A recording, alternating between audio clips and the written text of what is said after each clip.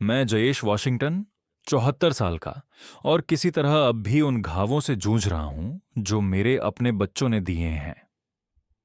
एक सेवानिवृत्त डाक अधीक्षक के रूप में, जिसने 43 साल तक सरकारी सेवा की, मैंने सोचा था कि मैंने अपने सुनहरे वर्षों में सम्मान और गरिमा अर्जित कर ली है। लेकिन बेवर्ली के अंतिम संस्कार के 2 हफ्ते बाद उन्होंने खुद को परिवार की बैठक के लिए आमंत्रित कर लिया।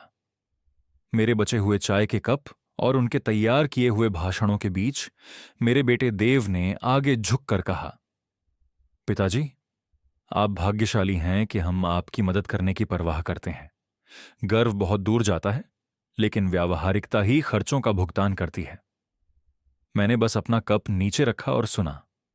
उस रात मैंने बेवर्ली की गुप्त फोल्डर खोली और वकील को पुर्तगाल योजना को सक्रिय करने के लिए फोन किया।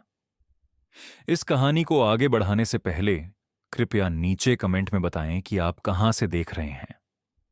यदि आपने कभी परिवार का सामना किया है जिसने आपकी कीमत को कम आंका है, तो लाइक और सब्सक्राइब करें। पुणे में बड़े होना मेरी पीढ़ी के लिए जीवित रहने के समान था, लेकिन हमारे साधारण 3 बेडरूम के घर के अंदर, जिसमें छोटा सा सामने का बरामदा और बेवर्ली की देखभाल की गई बागवानी थी, एक प्रेम और योजना का किला था जिसे मैंने समझा कि मेरे बच्चे समझते हैं। मेरी रसोई, जिसे बेवर्ली की इच्छा पर हल्के पीले रंग में रंगा गया था जबकि मुझे सफेद पसंद था, वह युद्ध का मैदान बन गई जहां उन्होंने मेरी स्वतंत्रता को नीलाम करने की कोशिश की। सुबह 6 बजे फोन की घंटी बजी। देव की आवाज उस निराश धैर्य के साथ जो मैंने किशोरावस्था से जाना था जब वह गैस के पैसे मांगता था। अब 44 की उम्र में वह मुझसे नहीं मांग रहा था। हमने एक खरीदार ढूंढ लिया है पिताजी, यह जगह आपके लिए बहुत बड़ी है। उन्होंने पहले ही विभिन्न स्प्रेडशीट में मेरे जीवन का हिसाब लगा लिया था, मेरे मूल्य को वर्ग फुट में मापा था, यह सोचते हुए कि मेरे उम्र का एक काला आदमी अपने मामलों का प्रबंधन नहीं कर सकता। उन्होंने मान लिया था कि मैं हमारे पड़ोसियों की तरह कर्ज में डूबा हूं। मान लिया था कि बेवर्ली के चिकित्सा बिलों ने हमें तोड़ दिया। लेकिन उन्हें नहीं पता था कि बेवर्ली वॉशिंगटन वर्षों से उनसे 10 कदम आगे थी, और उसने अपने पति को शतरंज खेलना सिखाया जब वे अभी भी चेकर्स सीख रहे थे। देव, मैंने कहा, अपनी आवाज को समान बनाए रखते हुए, आप इस पर पहले से योजना बना रहे थे। इसे जिम्मेदारी कहा जाता है, उसने जवाब दिया। हम तब तक नहीं बैठ सकते जब तक आपके साथ कुछ ना हो जाए। मैंने उस वाक्य को वहीं छोड़ दिया, बदसूरत और असंसाधित। आपकी चिंता के लिए धन्यवाद, मैंने कहा। मेरी आवाज रसोई की काउंटर पर सुबह की रोशनी की तरह सपाट थी। मैं इस पर विचार करूंगा पिताजी, लेकिन मैंने कॉल खत्म कर दी इससे पहले कि वह मुझे बुलेट पॉइंट्स में मेरी खुद की जिंदगी बेच सके। 1 घंटे बाद जेनिफर की चांदी की BMW ने मेरी ड्राइववे में सर्जिकल उपकरण की सटीकता के साथ प्रवेश किया। वह एक चमड़े के पोर्टफोलियो के साथ बाहर निकली, जो शायद मेरी मासिक किराने के बिल से ज्यादा महंगा था। उसकी सुनहरी बालियां पीछे खींची हुई थीं, जिसे बेवर्ली बोर्डरूम बन कहा करती थीं। जेनिफर के बारे में सब कुछ दक्षता की गूंज करता था, उसके प्रेस की गई पैंट से लेकर उसके अभ्यास किए गए मुस्कान तक, जो कभी उसकी आंखों तक नहीं पहुंचती थी। जयेश, उसने कहा, बिना निमंत्रण के अंदर आते हुए, मुझे उम्मीद है कि देव ने आपको पहले परेशान नहीं किया। आप जानते हैं कि वह जब चिंतित होता है तो कैसे हो जाता है। उसने मेरे रसोई की मेज पर कागजात फैला दिए जैसे कोई जनरल घेराबंदी की योजना बना रहा हो। कानूनी दस्तावेज, वित्तीय पूर्वानुमान, आर्किटेक्चरल ड्राइंग। हमने आपके लिए जगह डिजाइन की है, उसने योजनाओं की ओर एक सजे हुए अंगूठे से इशारा करते हुए कहा। पूर्ण बाथरूम, अलग प्रवेश, यहां तक कि एक छोटा बैठने का क्षेत्र। आपको परिवार के करीब रहते हुए पूर्ण गोपनीयता मिलेगी। गोपनीयता, यह शब्द मेरे मुंह में तांबे के सिक्कों की तरह लगा। यह वास्तव में बहुत उदार है, उसने जारी रखा, उसकी आवाज में उस विशेष स्वर में बदलते हुए जिसे लोग तब इस्तेमाल करते हैं जब वे आपको बताते हैं कि आपके लिए क्या अच्छा है। आपकी उम्र के अधिकांश लोग, खासकर आपकी परिस्थितियों में, इस तरह की व्यवस्था के लिए आभारी होंगे। आपकी परिस्थितियां, न कि हमारी परिस्थितियां। मेरी। जैसे 74 साल का एक काला आदमी अपने आप में एक चैरिटी केस बन गया हो। बाजार विश्लेषण से पता चलता है कि आपका घर आपकी अपेक्षा से ज्यादा मूल्यवान है। उसने एक और दस्तावेज मेरी ओर खिसकाते हुए कहा, हम तहखाने के नवीनीकरण के ठेकेदार के खर्चों को कवर कर सकते हैं और फिर भी जोआ की शिक्षा के लिए काफी कुछ बचा सकते हैं। यह वास्तव में सबके लिए एक जीत जीत है। जीत जीत। फिर से वही वाक्यांश जिसका अर्थ था कि हर कोई जीतता है सिवाय उस व्यक्ति के जो हारता है। और देव ने बंधक स्थिति का उल्लेख किया। उसने नाजुकता से जोड़ा, हम समझते हैं कि आप भुगतान में पीछे हो सकते हैं। इसमें कोई शर्म की बात नहीं है।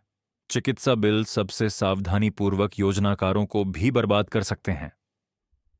इससे पहले कि मैं उसकी धारणा को सही कर पाता, मेरी बेटी कीशा की कैमरी जेनिफर की बीएमडब्ल्यू के पीछे आ गई। कीशा बाहर निकली। ऐसा लग रहा था जैसे वह कहीं और होना चाहती है। उसकी नर्स की वर्दी डबल शिफ्ट से झुर्रीदार थी। 40 की उम्र में उसने खुद को एक एकल मां की थकी हुई गरिमा के साथ रखा था, जिसने हर लड़ाई को 2 बार लड़ना सीखा था। नमस्ते डैडी, उसने मेरी गाल पर किस करते हुए कहा। उसका आलिंगन माफी जैसा महसूस हुआ, जैसे वह पहले से ही आने वाले समय के लिए दुखी थी। कीशा, जेनिफर ने खुशी से कहा, सही समय पर आई। मैं बस आपके पिता को तहखाने की योजनाओं के बारे में बता रही थी। कीशा ने कागजात की ओर देखा, फिर मेरी ओर। डैडी, आपको पता है कि मैं सोचती हूं कि यह शायद, मेरा मतलब है, आपके लिए अच्छा हो सकता है, परिवार के करीब रहना। लेकिन उसकी आवाज में कोई विश्वास नहीं था और मैं उसकी आंखों में संघर्ष देख सकता था। यह मेरी बेटी थी जिसने नर्सिंग स्कूल में खुद को पढ़ाने के लिए 2 नौकरियां की थीं, जिसने कभी नहीं मांगा। जयेश वॉशिंगटन के लिए यह एक कठिन समय था। उसके सामने खड़ी जेनिफर ने कहा, हम सबने इस बारे में चर्चा की है। परिवार के रूप में हम सोचते हैं कि यह सभी के लिए सबसे व्यावहारिक समाधान है। ये शब्द उसके लिए एक शारीरिक आघात की तरह थे। परिवार। जैसे तीनों ने उसकी जिंदगी पर एक बैठक की और उसे अपनी स्वतंत्रता से बेदखल कर दिया। उसने कीशा की ओर देखा, सच में देखा।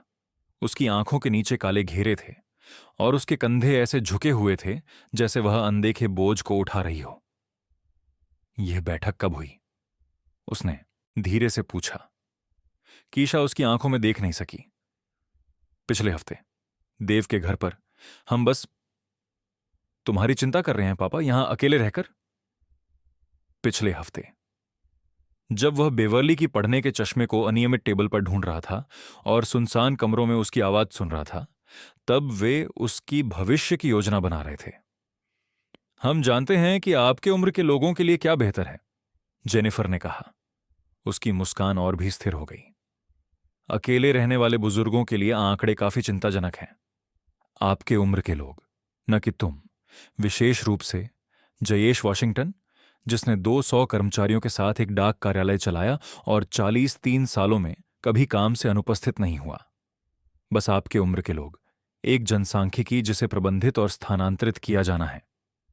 यह एहसास उसे स्पष्टता से मिला। यह उसकी भलाई के बारे में नहीं था, यह उस संपत्ति को तरल करने के बारे में था जिसका नाम उस पर था। और बेवर्ली, ईश्वर उनकी आत्मा को शांति दे, ने इसे उससे पहले ही देख लिया था। जब वे चले गए तो वह लंबे समय तक हॉल में खड़ा रहा। सुबह की रोशनी फ्रंट विंडोज से झर रही थी, जो कंसोल टेबल पर धूल को पकड़ रही थी। बेवर्ली का पढ़ने का चश्मा अभी भी वहीं था, एक पेपर बैग के ऊपर व्यवस्थित रूप से रखा हुआ, जिसे वह कभी पूरा नहीं कर पाई। उसने उसे छूने के लिए हाथ बढ़ाया, फिर रुक गया। उसे छूना ऐसा महसूस हुआ जैसे वह एक कदम उठा रहा था जिसे वह लेने के लिए तैयार नहीं था। उसके पांव बिना सोचे समझे उसकी पढ़ाई की ओर बढ़ गए। कमरे में नींबू के तेल की महक थी और उसकी खुशबू की हल्की छाप कुछ फूलों की ओर नाजुक, जो पर्दों पर चिपकी हुई थी। उसकी डेस्क जैसे उसने छोड़ी थी, ठीक वैसी थी।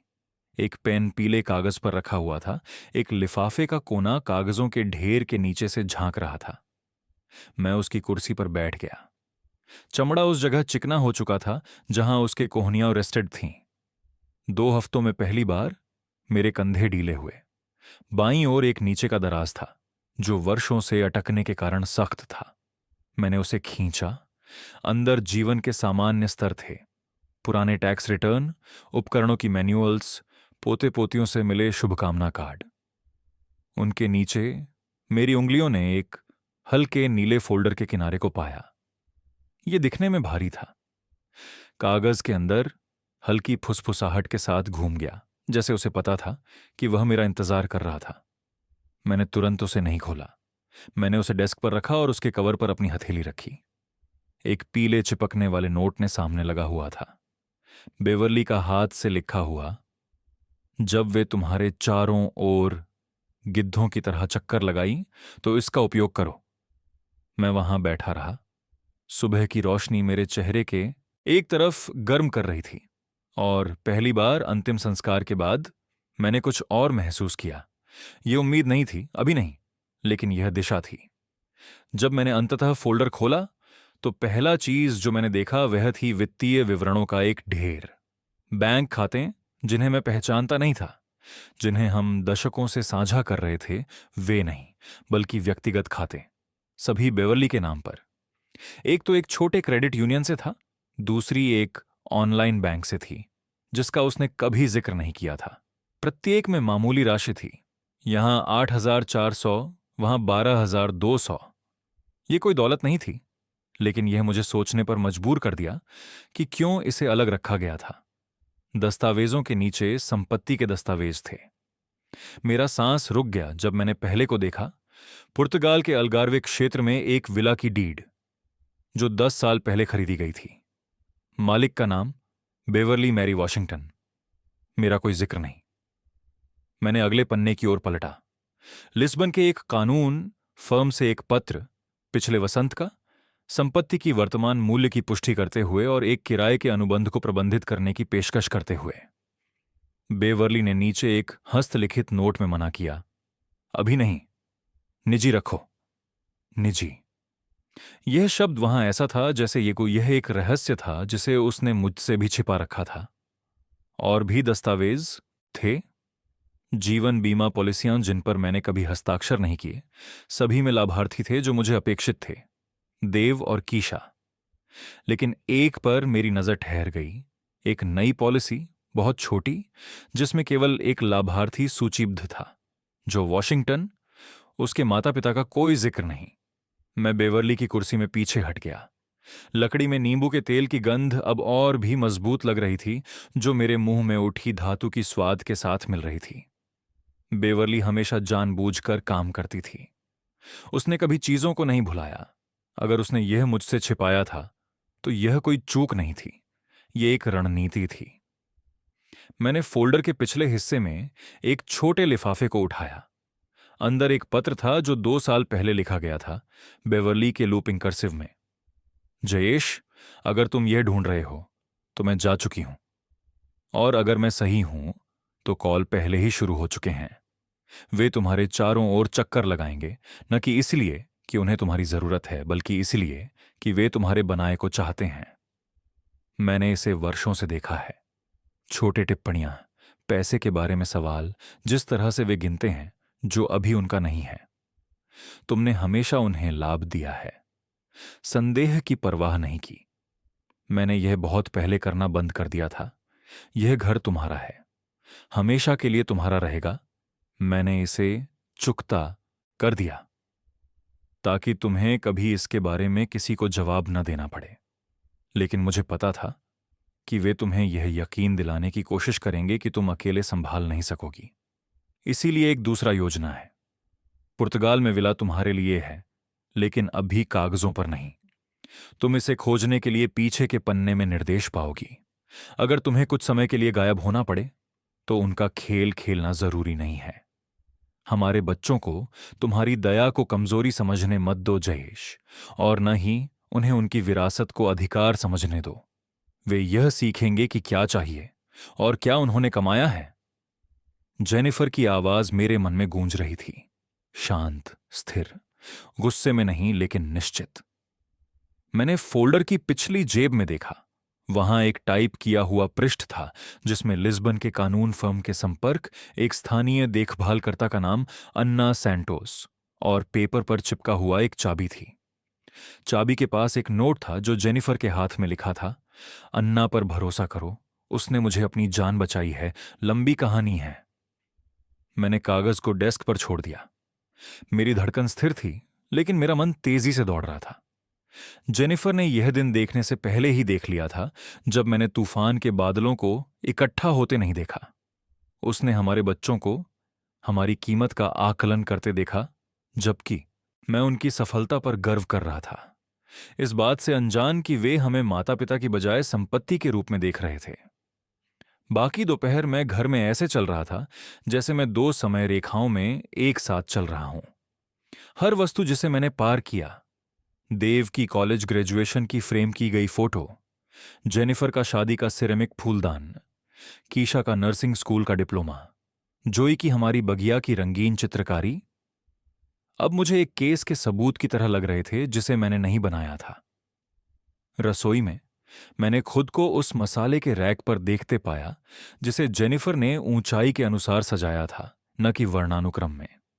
उसने हमेशा कहा था कि इस तरह यह बेहतर दिखता है, लेकिन अब मैं सोच रहा था कि उसने कितनी छोटी छोटी जानबूझकर की गई पसंदें की थीं जिन पर मैंने कभी सवाल नहीं किया।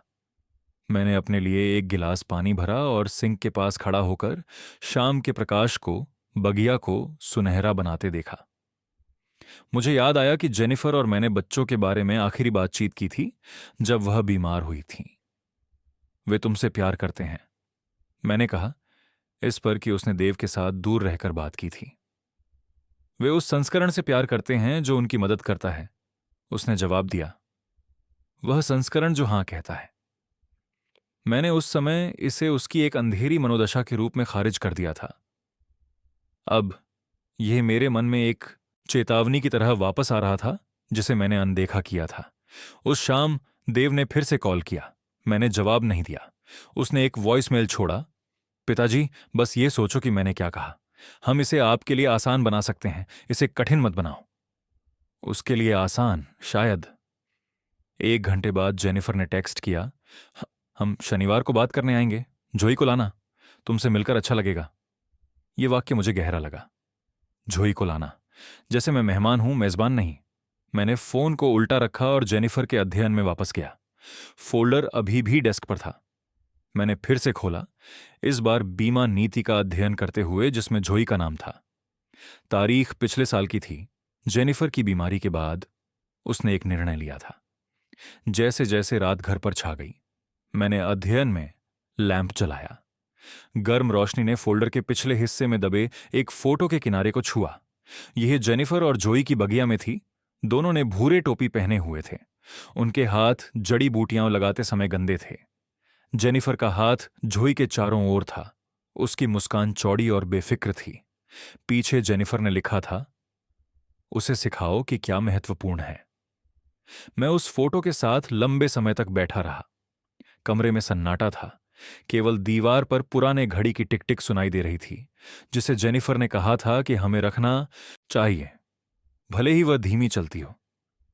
मैंने जोई को कॉल करने के बारे में सोचा, उसे सब बताने के लिए। लेकिन जेनिफर का नोट कहता था, अगर तुम्हें गायब होना पड़े, अगर तुम्हें समझाना पड़े, नहीं, ये मेरे पत्ते दिखाने का समय नहीं था, अभी नहीं। आधी रात के करीब मैंने वर्षों में पहली बार अध्ययन का दरवाजा बंद किया। फोल्डर मेरे डेस्क के नीचे के दराज में गया। जेनिफर का नहीं। विला की चाबी किताबों के पीछे की छोटी तिजोरी में गई, जिसे केवल जेनिफर और मैंने ही जाना था।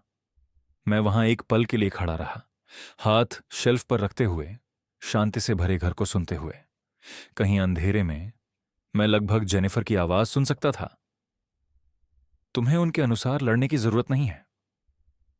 अगली सुबह मैं सुबह से पहले जाग गया। मैंने चाय बनाई, इस बार पी, और रसोई की मेज पर कागज के एक पैड के साथ बैठ गया।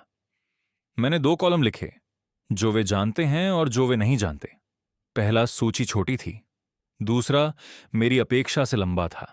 जब सूरज अंततः बगिया के ऊपर निकला, मैंने नींबू के पेड़ की ओर देखा और पुर्तगाल के बारे में सोचा, अन्ना सैंटोस के बारे में, जो भी वह थी, और डर से नहीं बल्कि अपनी शर्तों पर गायब होने के बारे में।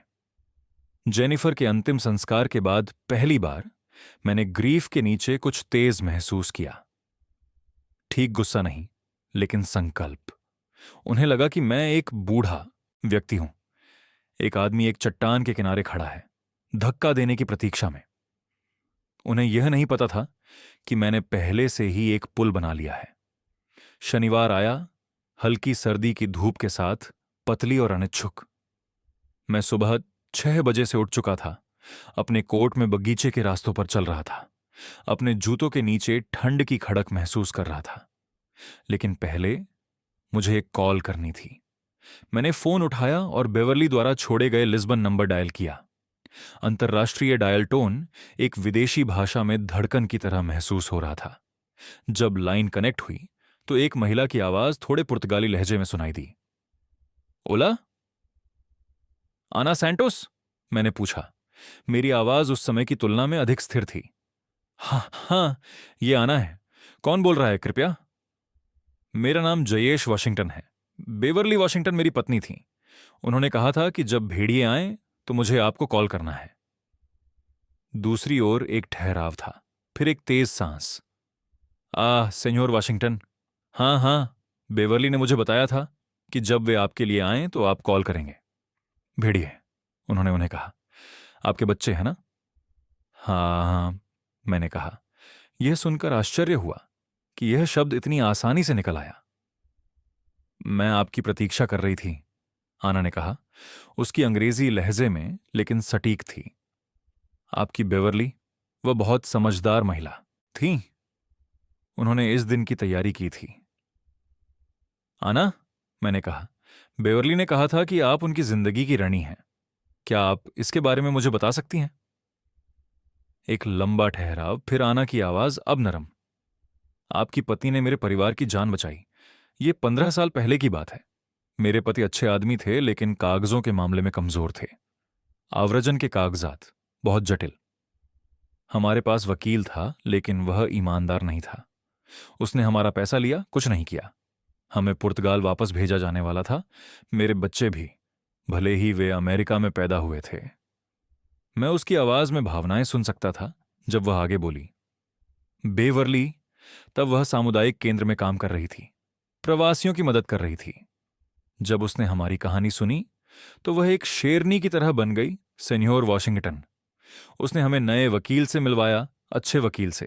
वह हर बैठक में हमारे साथ बैठी, ये सुनिश्चित किया कि हम सब कुछ समझें।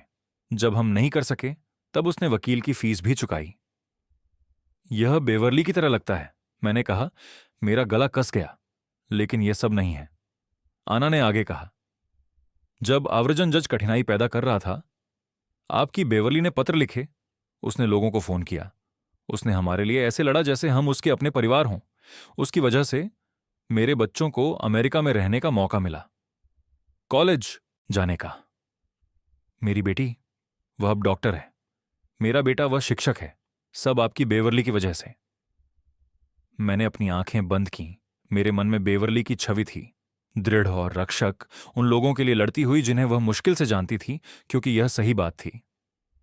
तो जब वह 2 साल पहले मेरे पास आई, आना ने कहा, जब वह बीमार थी लेकिन फिर भी योजना बना रही थी, मैं उसे बोली, जो भी आपको चाहिए आना करेगी।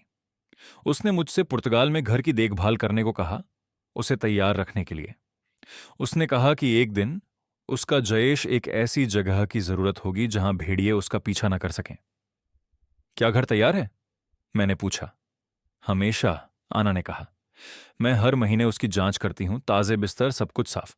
कागजात वे वकील के पास लिस्बन में हैं, आपके हस्ताक्षर का इंतजार कर रहे हैं।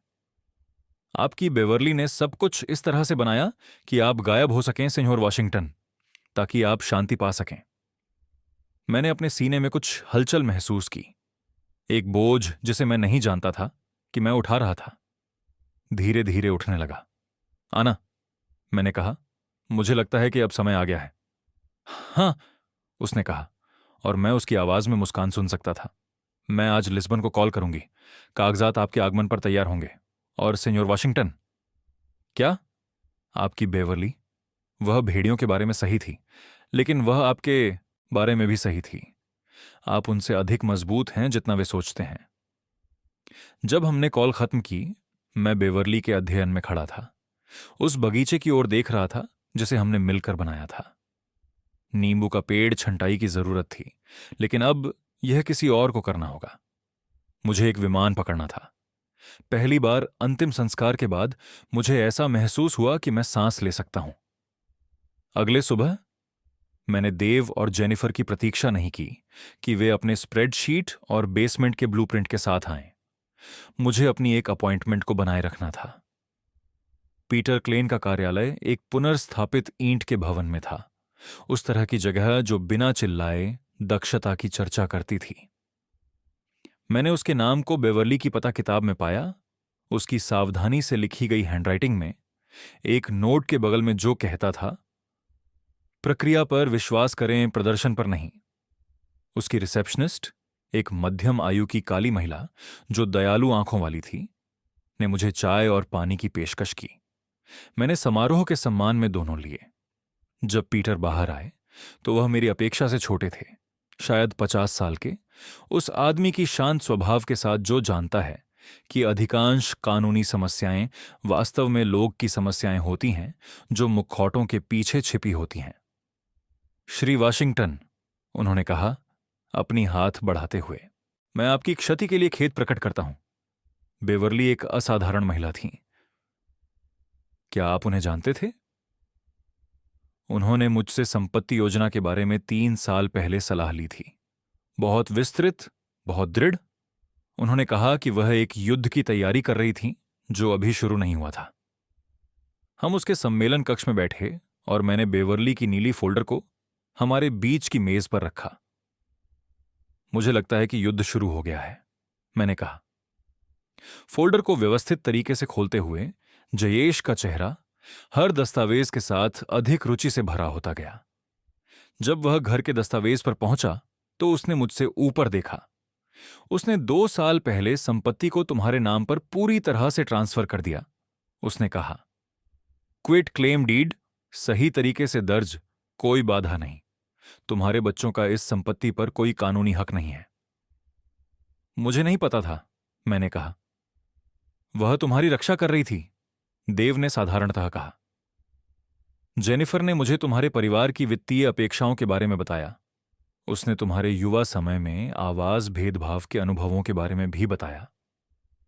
यादें एकदम से लौट आईं। 1975 में जब हम अपना पहला घर खरीदने की कोशिश कर रहे थे, हमें अधिक उपयुक्त इलाकों में संपत्तियां दिखाई जा रही थीं और लोन के आवेदन रहस्यमय तरीके से देर या अस्वीकृत हो जाते थे। बेवरली ने ही निष्पक्ष आवास कानूनों का अध्ययन किया था, हर भेदभावपूर्ण प्रथा का दस्तावेजीकरण किया था और लड़ाई लड़ी थी जब तक कि हमें वह घर नहीं मिला जो हम चाहते थे, उस मोहल्ले में जहां हम अपने बच्चों को बढ़ाना चाहते थे। उसने सिस्टम को समझा ताकि वह इसे हरा सके, देव ने आगे कहा, और उसने तुम्हें इतनी अच्छी तरह सिखाया कि तुम अब मेरी मदद कर सको। उसने एक कानूनी पैड निकाला और लिखने लगा, हम जो करने जा रहे हैं वह है, पहले उन सभी रियल एस्टेट एजेंटों को बंद करने और रोकने के पत्र भेजना जिनसे तुम्हारे बच्चे संपर्क में आए हैं। उनके पास तुम्हारी संपत्ति को लिस्ट या बेचने का कोई अधिकार नहीं है और ऐसा करना गलत हस्तक्षेप है। उन्होंने एक खरीदार ढूंढ लिया, मैंने कहा।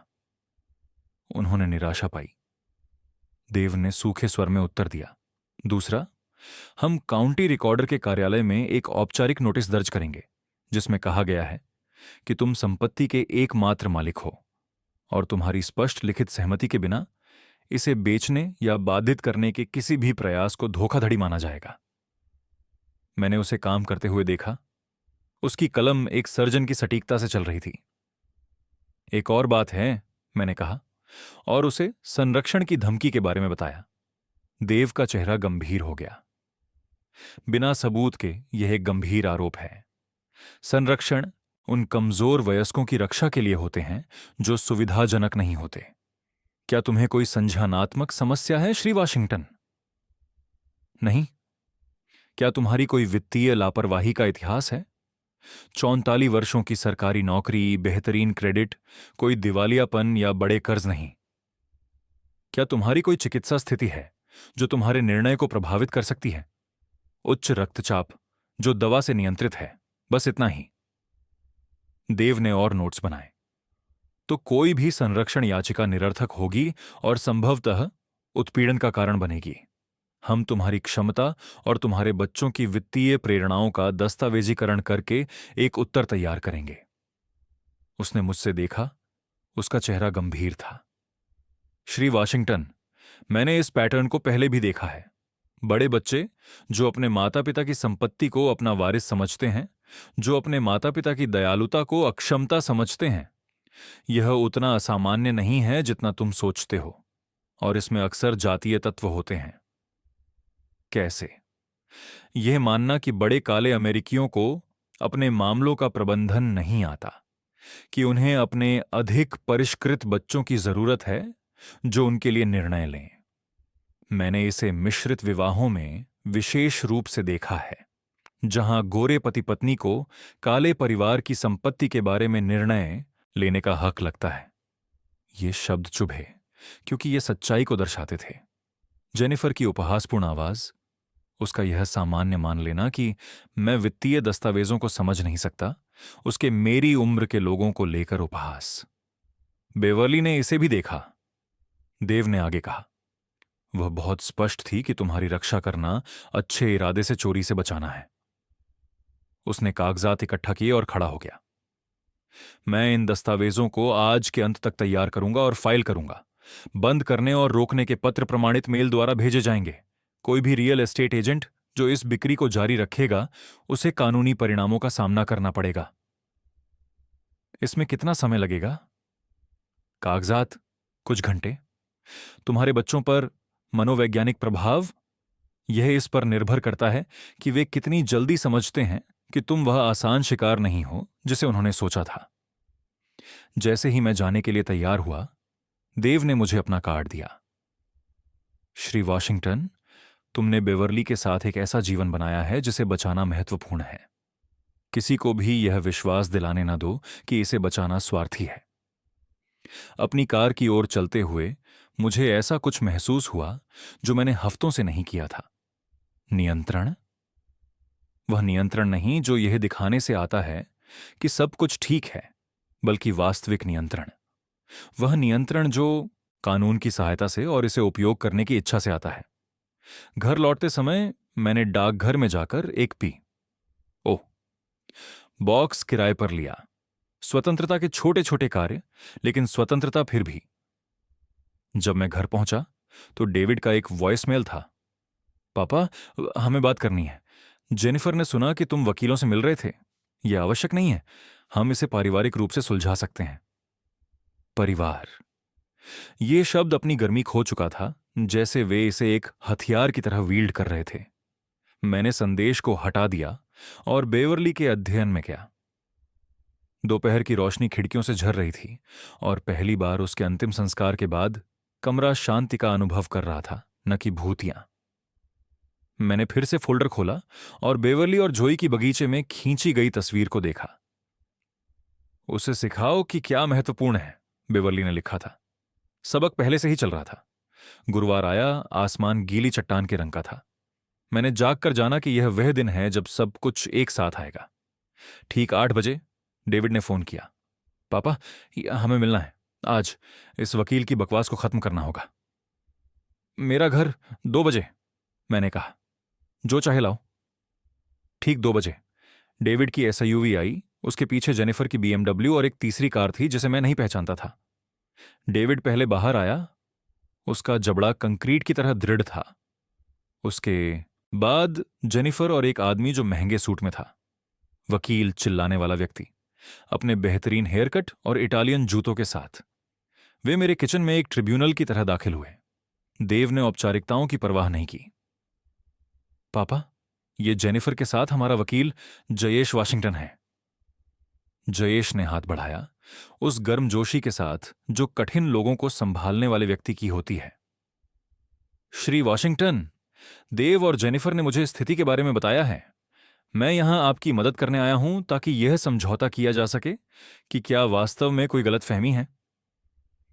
कोई गलतफहमी नहीं है, मैंने अपने टेबल पर बैठे हुए कहा। आपके ग्राहक मेरी अनुमति के बिना मेरा घर बेचने की कोशिश कर रहे हैं। जयेश ने उस तरह मुस्कुराया जैसे सफेद वकील काले पुरुषों के लिए मुस्कुराते हैं जिन्हें वे संभालने की सोचते हैं। मुझे लगता है कि परिवार की मंशा के बारे में कुछ भ्रम है। सभी बस आपके लिए सबसे अच्छा चाहते हैं। सभी? मैंने पूछा। सभी कौन है? देव ने आगे बढ़ते हुए कहा, पापा, आप ठीक से नहीं सोच रहे हैं। मां के जाने के बाद शोक आपके निर्णय को प्रभावित कर सकता है, खासकर आपकी उम्र में। मेरी उम्र? मैंने दोहराया। आपकी उम्र से आपको क्या चिंता है? जयेश ने सहजता से बीच में ही कहा, श्री वाशिंगटन, आंकड़े बताते हैं कि बुजुर्ग लोग, खासकर जो हाल ही में अपने जीवन साथी को खो चुके हैं, अक्सर जटिल वित्तीय निर्णय लेने में संघर्ष करते हैं। आपके बच्चे बस आपको संभावित गलतियों से बचाना चाहते हैं। मुझसे बचाना? मैंने कहा। किस चीज से? ऐसे निर्णय लेने से जिन पर आपको पछतावा हो। जेनिफर ने कहा, यह घर एक बड़ा बोझ है, देखभाल कर और अकेलापन। अकेलापन, मैंने कहा। क्या यही आजादी का नया नाम है? जयेश ने एक फोल्डर निकाला। श्री वाशिंगटन, मैंने आपकी संपत्ति के बारे में कुछ सार्वजनिक जानकारी की समीक्षा की है। कर का बोझ ही आपके स्थिर आय का एक महत्वपूर्ण हिस्सा है। आप मेरी आय कैसे जानते हैं? मैंने पूछा। खैर, जयेश ने हिचकिचाते हुए कहा, देव ने कहा कि आपकी पेंशन और सामाजिक सुरक्षा शायद आपके सभी खर्चों को नहीं कवर करती। देव ने कहा? मैंने दोहराया। देव ने और क्या कहा? जयेश ने फिर से संतुलन प्राप्त किया। देखिए, हम सभी यहां वही चाहते हैं, आपके लिए एक सुरक्षित और आरामदायक भविष्य। बेसमेंट अपार्टमेंट का प्रस्ताव वास्तव में काफी उदार है। उदार? मैंने कहा। एक बेसमेंट। देव का धैर्य टूट गया। पापा, खेलना बंद करो। हम आपकी मदद करने की कोशिश कर रहे हैं। अगर आप समझने को तैयार नहीं हैं तो हमें अन्य विकल्पों पर विचार करना होगा। कौन से विकल्प? कानूनी अभिभावकत्व, जयेश ने सहजता से कहा। यह एक सामान्य समाधान है जब बुजुर्ग लोग अपने मामलों को सही तरीके से संभाल नहीं पाते। ये शब्द हवा में ऐसे लटके जैसे घर की आग से निकलने वाला धुआं। मैंने अपने बेटे को देखा, इस आदमी को जिसे मैंने पाला था, जो अब मुझे असमर्थ घोषित करने की धमकी दे रहा था ताकि वह मेरी संपत्ति पर नियंत्रण रख सके। क्या तुम सच में ऐसा करोगे? मैंने धीरे से पूछा। केवल अगर आप हमें मजबूर करेंगे, देव ने कहा। पापा, आप अतीत में जी रहे हैं। यह घर आपके लिए बहुत बड़ा है। आपको तर्कसंगत निर्णय लेने में मदद की आवश्यकता है। तर्कसंगत निर्णय, मैंने कहा। मैंने अपनी शर्ट की जेब में हाथ डाला और अपना फोन निकाल लिया, जिसे मैंने टेबल पर रख दिया। लाल रिकॉर्डिंग बिंदु स्पष्ट रूप से नजर आ रहा था। कमरा चुप हो गया। आपने हमें रिकॉर्ड किया? जेनिफर ने चौंकते हुए कहा। मैंने वार्तालापों को सुरक्षित रखा है, मैंने शांतिपूर्वक कहा। मेरी सुरक्षा के लिए। जयेश का पेशेवर संतुलन टूट गया। श्री वाशिंगटन, इस राज्य में बिना सहमति के वार्तालाप रिकॉर्ड करना कानूनी है, मैंने बीच में ही कहा। जब वार्तालाप के एक पक्ष की सहमति हो, मैं अपने घर में अपने वार्तालापों को रिकॉर्ड करने की सहमति देता हूं। मैंने सीधे देव को देखा। आपने मुझे असमर्थ घोषित करने की धमकी दी ताकि आप मेरी संपत्ति पर नियंत्रण रख सकें। उस धमकी का रिकॉर्ड अब कई उपकरणों पर सुरक्षित है, जो क्लाउड स्टोरेज में बैकअप है, और जब आप इसे आगे बढ़ाने की कोशिश करेंगे तब यह मेरी रक्षा का हिस्सा होगा। देव का चेहरा पीला पड़ गया। पापा, मेरा मतलब नहीं था। आपका मतलब वही था जो आपने कहा, मैंने कहा। जयेश, आप कोर्ट के अधिकारी के रूप में एक बुजुर्ग व्यक्ति के संपत्ति अधिकारों को धोखा देने की साजिश में शामिल हुए हैं। आप सोचते हैं कि यह एक जज के सामने कैसे पेश होगा? जयेश अचानक खड़ा हो गया। मुझे लगता है कि यह बैठक समाप्त हुई। मुझे लगता है कि आप सही हैं, मैंने कहा। देव, जेनिफर, मैं चाहता हूं कि आप बहुत ध्यान से सुनें। मैं अपना घर नहीं बेच रहा। मैं आपके बेसमेंट में नहीं जा रहा। मैं अपनी वित्तीय निर्णय आपको नहीं सौंप रहा। और अगर आप मुझे ऐसा करने के लिए मजबूर करने के लिए कोई कानूनी कार्रवाई करते हैं तो मैं अपने सभी संसाधनों के साथ अपनी रक्षा करूंगा। जयेश पहले ही दरवाजे की ओर बढ़ रहा था। देव, जेनिफर, मुझे लगता है कि हमें अपने दृष्टिकोण पर पुनर्विचार करना चाहिए। हमारा दृष्टिकोण? देव ने पूछा। अब कोई हमारा नहीं है, जयेश ने दृढ़ता से कहा। मैं किसी ऐसे व्यक्ति का प्रतिनिधित्व नहीं कर सकता जो स्पष्ट रूप से सक्षम है और जिसने आपके धमकियों का दस्तावेजीकरण किया है। यह करियर आत्महत्या है। जब वे बाहर निकल रहे थे, जेनिफर ने एक आखिरी बार पलटा। जयेश, कृपया इसे और कठिन मत बनाओ। मैं इसे कुछ नहीं बना रहा, मैंने कहा। आप बना रहे हैं। जब वे चले गए, मैं अपने किचन में काफी समय तक बैठा रहा, टेबल पर फोन को देखता रहा। रिकॉर्डिंग अपने आप बंद हो गई थी, लेकिन नुकसान हो चुका था। 10 मिनट में उन्होंने हमारे परिवार की एकता के जो भी भ्रम बनाए रखा था उसे नष्ट कर दिया। लेकिन पहली बार बेवर्ली के अंतिम संस्कार के बाद मुझे फिर से अपने जैसा महसूस हुआ। वह दुखी विधुर नहीं जिसे वे संभालना चाहते थे, बल्कि जयेश वॉशिंगटन, वह आदमी जिसने आवाज, भेदभाव और कार्यस्थल के नस्लवाद और जीवन की अन्य सभी चुनौतियों का सामना किया था। बेवर्ली सही थी भेड़ियों के बारे में, लेकिन वह मेरे बारे में भी सही थी। उस शाम मुझे पता था कि मुझे एक और बातचीत करनी है और इसे और देर नहीं करना चाहिए। मैंने अपने किचन के टेबल पर बैठकर फोन पर जोई का संपर्क जानकारी देखकर मैंने सोचा कि अब उसे सब सच बताने का समय आ गया है, जिसमें कुछ बातें भी शामिल हैं जो मुझे लगता था कि उसे चौंका देंगी। मैंने उसका नंबर डायल किया। उसने दूसरी रिंग पर उठाया। उसकी आवाज में उस ऊर्जा की चमक थी जो एक 19 साल की युवा में होती है, जो अभी भी मानती है कि दुनिया मूलतः न्यायपूर्ण है। दादा, मैं अभी आपके बारे में ही सोच रही थी। मां ने कहा कि आज आपका कोई पारिवारिक बैठक था। हां, मैंने कहा। जोई, मुझे तुमसे कुछ पूछना है और मैं चाहूंगा कि तुम मुझसे ईमानदारी से जवाब दो। ठीक है, उसने कहा, और मैं सुन सकता था कि वह एक शांत स्थान में जा रही है। जो पैसे मैंने तुम्हें कॉलेज के लिए भेजे हैं, पिछले 2 सालों से हर महीने $500, तुम्हें वो मिल रहे हैं, है ना? सन्नाटा। वो आरामदायक नहीं था। दादा, कौन से पैसे? मेरा दिल धड़कने लगा। जोई, मैंने तुम्हें तुम्हारे दूसरे साल के शुरू होने के बाद से हर महीने $500 भेजे हैं, सीधे तुम्हारे चेकिंग खाते में। उसने शुरू किया, फिर रुक गई। मुझे तो डिपॉजिट मिलते हैं, लेकिन मां ने कहा कि वो उसके और पापा के हैं। उसने कहा कि वे मेरी मदद करने के लिए संघर्ष कर रहे हैं, अतिरिक्त घंटे काम कर रहे हैं, बलिदान दे रहे हैं।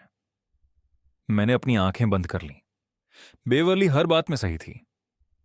दादा, क्या आप ये कह रहे हैं कि ये डिपॉजिट आपके हैं? हर एक, मैंने धीरे से कहा। 2 साल में $12,000।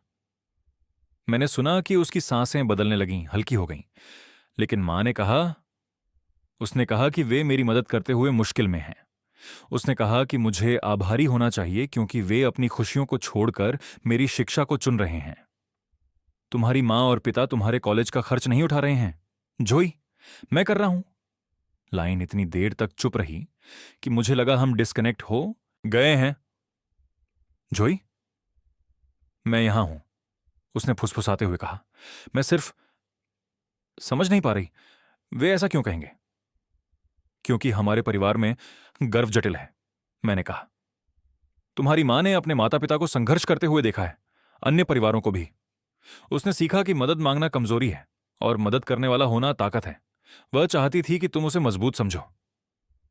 लेकिन यह उनका पैसा नहीं है, जोई ने कहा। उसकी आवाज छोटी होती जा रही थी। नहीं, यह नहीं है। और क्या उन्हें यह पता है? उन्हें हर डॉलर का सही पता है। मैंने सुना कि वह रोने लगी। वो नाटकीय किशोर दिल टूटने वाली रोना नहीं, बल्कि वो चुपचाप आंसू थे जो तब आते हैं जब दुनिया आपके पैरों के नीचे से बदल जाती है। दादा, मैंने उन्हें धन्यवाद के कार्ड लिखे। मैंने अपने सभी दोस्तों को बताया कि मेरे माता पिता कितने अद्भुत हैं, जो मेरी शिक्षा के लिए इतनी मेहनत कर रहे हैं। हर बार जब मैंने कुछ खरीदा जो जरूरी नहीं था, मुझे अपराध बोध होता था। मुझे पता है प्रिया, ये कब से चल रहा है? सिर्फ कॉलेज के पैसे? मैंने थोड़ी देर सोचा, फिर तय किया कि उसे पूरा सच बताना चाहिए। तुम्हारी मां वर्षों से परिवार के लिए मेरी वित्तीय मदद को संभाल रही है। जब तुम्हें दांत निकलवाने थे, जब तुम्हारे पापा के व्यापार में कठिनाई आई, जब तुम्हारी गाड़ी खराब हुई, मैंने मदद की, लेकिन उन्होंने इसका श्रेय लिया। ओ भगवान, उसने कहा, यही वजह है कि वे घर की बात पर इतने गुस्से में हैं। वे आपके पैसे का उपयोग करने के आदी हैं। चालाक लड़की, बेवरली की पोती। एक और बात है गे जिसे तुम्हें समझना चाहिए जोई। काले परिवारों में, विशेषकर हमारी तरह के परिवारों में जो कुछ नहीं से आए हैं, पैसे और मदद के साथ जटिल भावनाएं आती हैं। तुम्हारे माता पिता बुरे लोग नहीं हैं, लेकिन उन्होंने गर्व को ईमानदारी से भ्रमित कर दिया है। आपका क्या मतलब है? तुम्हारी मां ने अपनी मां से सीखा कि मदद स्वीकार करना शर्मनाक है। इसका मतलब होता है कि तुम किसी तरह असफल हो गए हो। लेकिन मदद देना, यह तुम्हें ताकतवर बनाता है, सम्मान का हकदार बनाता है। इसीलिए जब मैं मदद करता हूं, उसे विश्वास करना पड़ता है कि वह वास्तव में मदद कर रही है। ये गड़बड़ है, जोई ने सीधे कहा। यह इंसानी है, मैंने कहा, लेकिन यह गलत है, खासकर जब इसमें तुम्हें झूठ बोलना शामिल होता है। दादा, मेरे पापा का क्या? क्या उन्हें पता है? तुम्हारे पिता हमेशा जानते थे कि पैसे कहां से आते हैं, लेकिन उनके लिए यह आसान है कि वे तुम्हारी मां को इस कहानी को संभालने दें, खासकर जब वह कहानी उन्हें अच्छा दिखाती है। जोई काफी देर तक चुप रही। जब उसने अंततः बात की तो उसकी आवाज अलग थी। बड़ी, यही वजह है कि वे तुम्हारा घर बेचना चाहते हैं। वे सोचते हैं कि तुम्हारा पैसा उनका है। इसके एक हिस्से में, हां। और बेसमेंट अपार्टमेंट का क्या? यह मेरे खर्च को नियंत्रित करने का एक तरीका है, जबकि अभी भी मेरे संसाधनों तक पहुंच है। यह घिनौना है, उसने कहा, और मुझे उसकी आवाज में गुस्सा होने पर गर्व हुआ। अच्छा गुस्सा, धर्मी गुस्सा। जोई, मैं चाहूंगा कि तुम जानो कि तुम्हारी मदद करना मेरे जीवन की सबसे बड़ी खुशियों में से एक रहा है। तुम्हारी शिक्षा, तुम्हारा भविष्य, यह हर पैसे के लायक है। लेकिन तुम्हें यह जानने का हक है कि वास्तव में इसे संभव कौन बना रहा है। दादा, हाँ हाँ प्रिय, मैं इस सप्ताहांत घर आ रही हूं और मैं अपने माता पिता से कुछ बातें करने वाली हूं। तुम्हें ऐसा करने की जरूरत नहीं है। हां, मुझे करनी है। उन्होंने मुझे ऐसा महसूस करने दिया कि मैं उस पैसे का उपयोग कर रही हूं जो उनका भी नहीं था। उन्होंने मुझे उन बलिदानों के लिए धन्यवाद नोट लिखने दिया जो उन्होंने कभी किए ही नहीं। ये सिर्फ मुझसे झूठ बोलने की बात नहीं है, ये मुझे झूठ में भागीदार बनाने की बात है। जब हमने फोन रखा तो मैं अपने रसोई में बैठा हुआ महसूस कर रहा था कि मैंने उम्मीद नहीं की थी।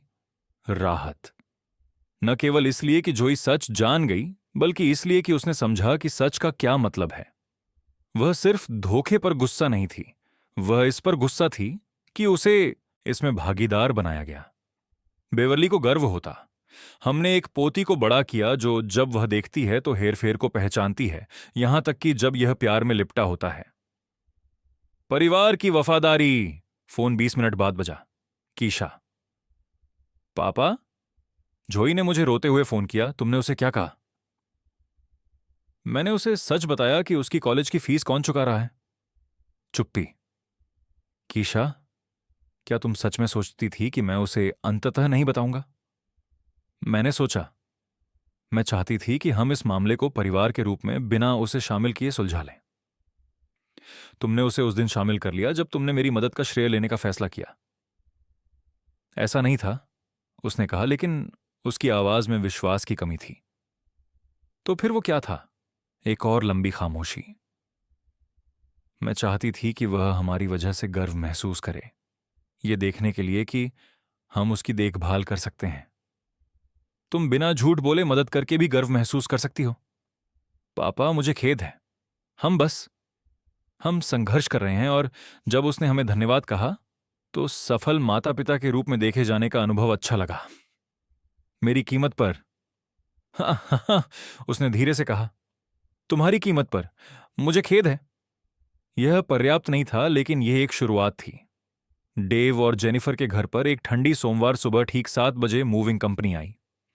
मैंने जानबूझकर उस समय का अनुरोध किया, क्योंकि मुझे पता था कि देव काम के लिए तैयार हो रहा होगा और जेनिफर अपने रसोई के खिड़की से दिखाई दे रही होगी, अपने जैविक स्मूदी बनाते हुए और अपने आईपैड पर पड़ोस के सोशल मीडिया की जांच करते हुए। रॉड्रिग्स, क्रू चीफ, एक ऐसा आदमी था जो समय की शक्ति को समझता था। क्या तुम इस पते के बारे में सुनिश्चित हो? उसने मुझसे पूछा जब मैंने उसे काम पर रखा। बहुत सुनिश्चित, मैंने कहा, और सुनिश्चित करो कि वे सब कुछ पर हस्ताक्षर करें। मैंने अपनी कार से, जो 3 ब्लॉक दूर खड़ी थी, देखा कि सफेद मूविंग ट्रक उनकी सजीव सड़क पर धीरे धीरे चल रहा था। ओकवुड हाइट्स में मूविंग ट्रक एक घटना होती थी। पड़ोसी खिड़कियों पर दिखाई देते, कुत्ते टहलाने वाले अपनी गति धीमी कर लेते, दौड़ने वाले अचानक पास के फुटपाथ पर खिंचाव करने के बहाने खोज लेते। क्रू ने बक्सों को व्यवस्थित ढंग से उतारना शुरू किया। प्रत्येक बॉक्स पर मेरे सावधानीपूर्वक लिखे हुए लेबल थे। देव वॉशिंगटन, व्यक्तिगत सामान, जयेश वाशिंगटन से। विशिष्टता जानबूझकर थी। यह स्पष्टता के लिए था कि किसने किसे क्या भेजा है। देव के हाई स्कूल के फुटबॉल ट्रॉफियां सबसे पहले ट्रक से निकलीं, चमकती हुई प्लास्टिक की आकृतियां, जो कभी एक 17 वर्षीय लड़के के लिए बहुत महत्वपूर्ण थीं, जिसे विश्वास था कि सफलता को टचडाउन और स्कॉलरशिप ऑम्फर में मापा जाता है। उनके पीछे उसका लेटरमैन जैकेट, जो 1968 से ड्राई क्लीनिंग के प्लास्टिक में लिपटा था, स्नातक होने के बाद कभी नहीं पहना गया, क्योंकि बड़े देव को किशोर देव की उपलब्धियों पर शर्म आती थी। पड़ोसी अब निश्चित रूप से देख रहे थे। अगली ओर की मिसेस पैटरसन ने सभी दिखावे को छोड़कर अपने पोर्च पर अपने चाय के कप के साथ खड़ी हो गई थीं। सड़क के पार हेंडरसन परिवार ने अपनी खिड़कियों को इतनी ही देर तक खोला था कि वे घटनाक्रम देख सकें। ऐसे पड़ोस में जहां छवि मुद्रा थी, सुबह 7 बजे एक मूविंग ट्रक एक स्कैंडल था जो स्पष्टीकरण की मांग करता था। जेनिफर का शादी का चाइना इसके बाद आया, वह भव्य जगह सेटिंग जिसकी उसने रजिस्टर करने पर जोर दिया था, लेकिन कभी उपयोग नहीं किया, क्योंकि उसे हमेशा चिप्स और दागों की चिंता रहती थी। 12 जगह सेटिंग एक ऐसी महिला के लिए जो शायद ही कभी अपनी पुस्तक क्लब से अधिक मेहमानों का स्वागत करती थी, और तब भी वह सुविधा के लिए डिस्पोजेबल प्लेट्स पसंद करती थी। क्रू चीफ ने दरवाजा खटखटाया, एक आदमी की धैर्यपूर्ण पेशेवरता के साथ जिसने पहले कठिन समाचार पहुंचाए हैं। मेरी कार की खिड़की से मैंने देखा कि देव अपने बाथरोब में दरवाजा खोलता है। उसके बाल नींद से अस्त व्यस्त हैं। 3 ब्लॉक दूर से भी उसकी बॉडी लैंग्वेज भ्रम और बढ़ती शर्मिंदगी चिल्ला रही थी। हर बॉक्स पर एक टाइप की गई नोट चिपकी हुई थी, मेरे औपचारिक व्यापार पत्राचार की शैली में समान संदेश। देव और जेनिफर, ये सामान मेरे घर में 20 साल से अधिक समय से रखे गए हैं। चूंकि आप अब संपत्ति और सामान का प्रबंधन करने में रुचि रखते हैं, मैंने सोचा कि आपको पहले अपने खुद के सामान का प्रबंधन करना चाहिए। सभी सामान उसी स्थिति में हैं जैसे आप उन्हें छोड़कर गए थे। कृपया प्राप्ति की पुष्टि करें, जयेश वाशिंगटन। इस इशारे की सुंदरता इसकी क्रूरता में नहीं थी, बल्कि इसकी पूर्ण तर्क संगतता में थी। मैं उनसे न तो चुरा रहा था और न ही उनकी संपत्ति को नुकसान पहुंचा रहा था। मैं बस वही लौटा रहा था जो पहले से ही उनका था। उन्हें स्वामित्व और भंडारण, जिम्मेदारी और सुविधा के बीच के अंतर का सामना करने के लिए मजबूर कर रहा था। देव बाथरोब और चप्पल में बाहर आया, शायद इस दृश्य को कम करने की उम्मीद में। बहुत देर हो चुकी थी। हेंडरसन के किशोर बेटे ने अब खुले तौर पर अपने फोन से उनके सामने रिकॉर्ड करना शुरू कर दिया था, शायद पहले से ही टिकटॉक पर उपनगर के पारिवारिक नाटक के हैशटैग के साथ अपलोड कर रहा था। जेनिफर डिजाइनर पजामे में प्रकट हुई, जो शायद अधिकांश लोगों के साप्ताहिक किराने के बजट से अधिक कीमत के थे। उसका सुनहरा बाल सुबह 7 बजे भी सही था। उसने बक्सों का निरीक्षण किया, जैसे किसी ने उसकी नींव में दीमक देख ली हो। क्रू चीफ ने हस्ताक्षरों के लिए अपना क्लिपबोर्ड बढ़ाया। देव ने एक आदमी के यांत्रिक आंदोलनों के साथ हस्ताक्षर किए जो सदमे में था। जेनिफर उसके बगल में खड़ी थी, हाथ क्रॉस किए हुए, स्पष्ट रूप से सामाजिक क्षति की गणना कर रही थी। आप पड़ोसियों को कैसे समझाते हैं कि आपके बुजुर्ग ससुर ने सार्वजनिक रूप से आपकी बचपन की यादों को लौटा दिया है? उस परिदृश्य में आपको पीड़ित कैसे बनाते हैं? जब ट्रक रवाना हुआ, तब तक कम से कम 6 पड़ोसी बाहर होने के कारणों की खोज कर चुके थे। कुत्ते टहलाना, दौड़ना, मेल बॉक्स चेक करना, पौधों को पानी देना जो पानी की जरूरत नहीं थी। वह तरह का दर्शक जिसे आप कभी नहीं चाहते जब आपका पारिवारिक मामला सड़क पर नाटक बन जाता है। मेरा फोन तब बजा जब मैं घर जा रहा था। यह सब क्या हासिल करने वाला था? देव ने पूछा। संपत्ति प्रबंधन, मैंने शांता से कहा। आप मेरी संपत्ति के प्रबंधन को लेकर इतने चिंतित हैं, मैंने सोचा कि आपको अपने खुद के साथ अभ्यास करना चाहिए। तुमने हमें पूरे पड़ोस के सामने अपमानित कर दिया। मैंने तुम्हारी चीजें तुम्हारे घर लौटा दी। क्या यह अपमानजनक नहीं है? तुम्हें ठीक ठीक पता है कि तुमने क्या किया? मुझे पता है, मैंने कहा। सवाल यह है, क्या तुम्हें? जेनिफर ने फोन छीन लिया। जयेश, यह बच्चों जैसा और क्रूर था। लोग क्या सोचेंगे? वे सोचेंगे कि तुम्हारे ससुर ने कुछ सामान साफ किया है, मैंने कहा, जब तक तुम उन्हें कुछ और नहीं बताती। पर तब तुम्हें यह समझाना होगा कि तुम अपनी चीजें वापस पाकर क्यों नाराज हो। फोन पर चुप्पी छा गई। यह जाल अपनी सादगी में बिल्कुल सही था। इस इशारे पर शिकायत करना इस बात को मान लेना था कि उन्होंने मेरे घर को अपने निजी गोदाम के रूप में देखा कि वे कभी भी अपनी छोड़ी हुई चीजों की जिम्मेदारी लेने का इरादा नहीं रखते थे। इससे कुछ नहीं बदलता, देव ने कहा जब उसने फोन वापस लिया। हम अभी भी सोचते हैं कि बेचना सबसे अच्छा विकल्प है। तुम्हें जो मन करे सोचने का हक है, मैंने कहा, अपने ही घर से, अपनी ही चीजों के साथ। मैंने फोन काट दिया और घर की ओर निकला। उस बगीचे के पास से जो बेवरली और मैंने बनाया था, उस नींबू के पेड़ के पास से जो अभी भी छंटाई का इंतजार कर रहा था, उस जीवन के पास से जिसे मैंने केवल एक ट्रक और सही समय से सुरक्षित रखा था। कभी कभी सबसे विनाशकारी हमले वे होते हैं जो बाहर से काइंडनेस की तरह दिखते हैं। पड़ोसी सोचें कि सफल देव और जेनिफर वॉशिंगटन अपने ही सामान के बक्से पाने पर इतना परेशान क्यों हैं।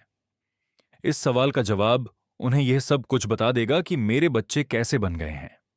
देव मेरे घर पर उस समय पहुंचा जब मूविंग ट्रक उसके घर से निकल चुका था। उसकी बीएमडब्ल्यू ने मेरी ड्राइववे में घुसते हुए एक व्यक्ति की नाटकीयता दिखाई जिसने अस्थायी रूप से यह भुला दिया था कि वह एक ऐसे मोहल्ले में रहता है जहां गृहस्वामी संघ है। जेनिफर अपनी कार में आई। उसकी आंखों से मस्कारा बहकर उसके गालों पर युद्ध के रंग की तरह फैल गया। उन्होंने दरवाजा नहीं खटखटाया। देव ने उस अतिरिक्त चाबी का इस्तेमाल किया जो उसने बेवरली की इलाज के दौरान कभी लौटाई नहीं थी। मेरे किचन में ऐसा गुस्सा जैसे वह एक छापा मार रहा हो। तुम किस तरह का बीमार खेल खेल रहे हो? उसने चिल्लाया। उसका चेहरा क्रोध और सार्वजनिक अपमान के मिश्रण से लाल था। जेनिफर मेरी किचन की एक कुर्सी में धड़ाम से गिर गई, अपने हाथों में रोते हुए। पड़ोसी, जयेश, सब लोग देख रहे थे। मिसेस पैटरसन ने पूछा कि क्या हमें आर्थिक समस्याएं हैं। क्या हैं? मैंने हल्के स्वर में पूछा, अपने टेबल पर बेवरली का नीला फोल्डर खोले बैठे। यह मुद्दा नहीं है।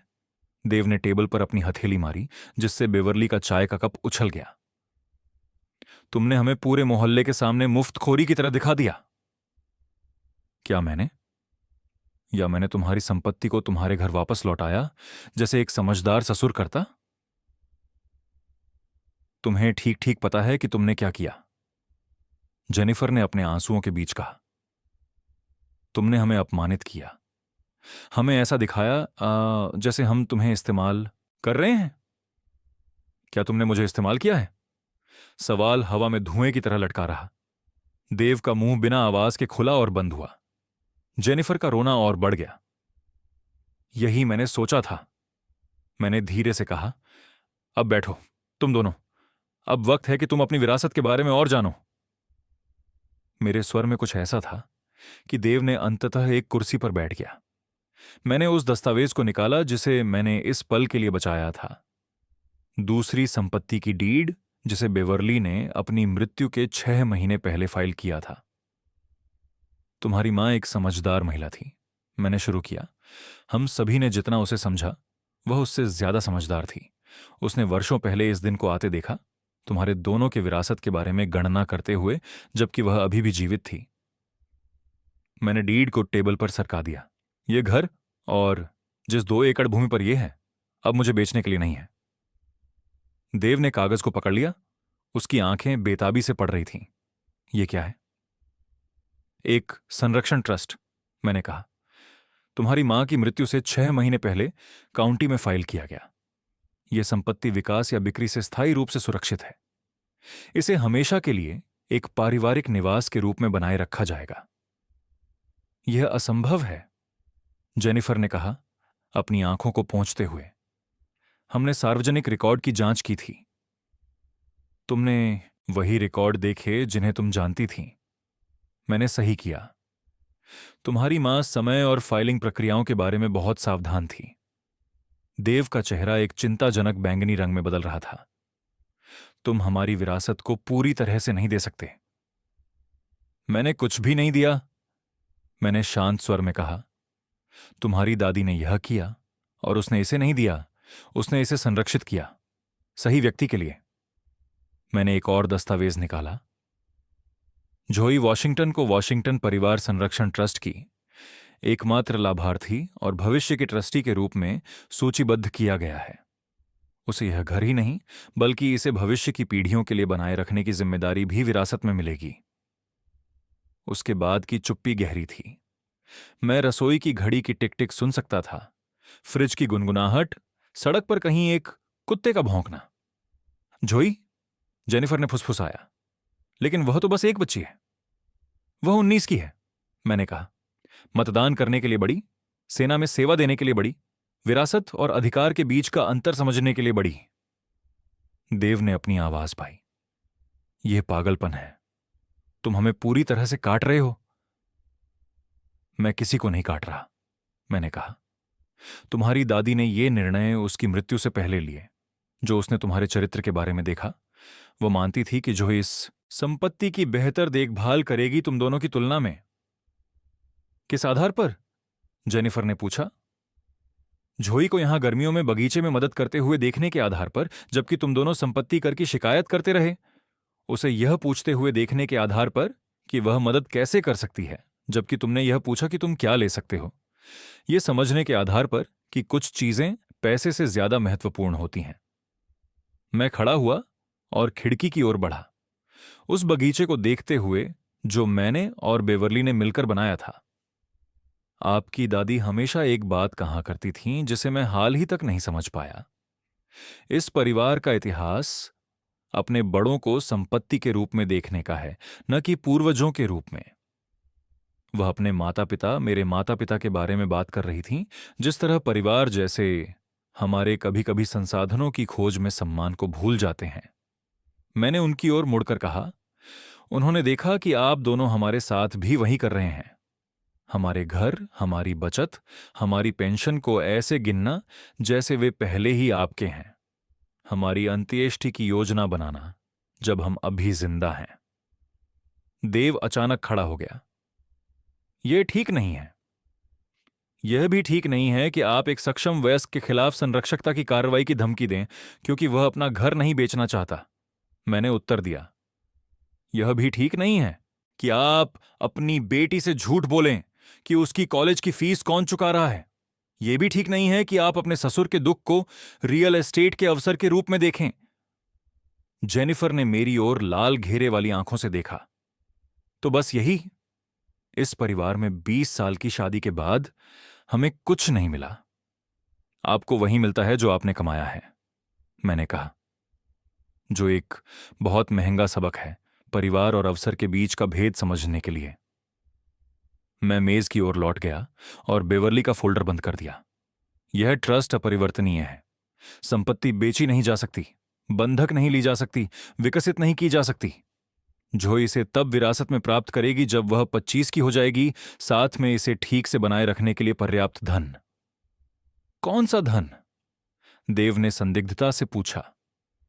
वही धन जो आपकी मां ने उन सभी बंधक भुगतानों से बचाया जो हम शायद नहीं चुका सकते थे। मैंने कहा, यह पता चला कि जब आप जल्दी अपने घर का भुगतान करते हैं और भुगतान की गई राशि को 6 वर्षों तक निवेश करते हैं तो यह काफी बढ़ जाती है। मैंने दोनों को देखा। ये लोग जिन्होंने इतनी देर तक मेरे परिवार का हिस्सा बने रहने के बावजूद कभी यह नहीं समझा कि परिवार क्या होता है। अगर आप चाहें तो ट्रस्ट को चुनौती दे सकते हैं, मैंने कहा, लेकिन मैं आपको चेतावनी देता हूं। आपकी मां ने यह भी सोच लिया था। उन्होंने आपके वित्तीय अपेक्षाओं, घर के इक्विटी अर्न के लिए उन पर दबाव डालने के प्रयासों और हमारी संपत्तियों को अधिकतम करने के सुझावों के बारे में बहुत विस्तृत दस्तावेज छोड़े हैं। देव जैसे एक फटी हुई गुब्बारे की तरह सुस्त हो गया। जेनिफर बस मेज की ओर घूरती रही।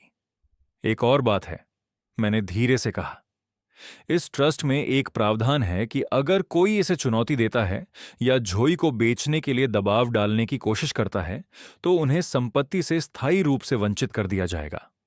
इसमें दौरे, छुट्टियां, पारिवारिक समारोह शामिल हैं। आपकी मां चाहती थी कि जोई बिना किसी हस्तक्षेप के अपने निर्णय ले सके। मैं दरवाजे के पास गया और इसे खोला। मुझे लगता है कि हम यहां समाप्त हो गए हैं। जब वे मेरे पास से गुजरे तो जेनिफर आखिरी बार पीछे मुड़ी। जयेश, कृपया, हम परिवार हैं। परिवार, मैंने धीरे से कहा, वह नहीं होता जो आपको अक्षम घोषित करने की धमकी देता है ताकि वे आपका घर चुरा सकें।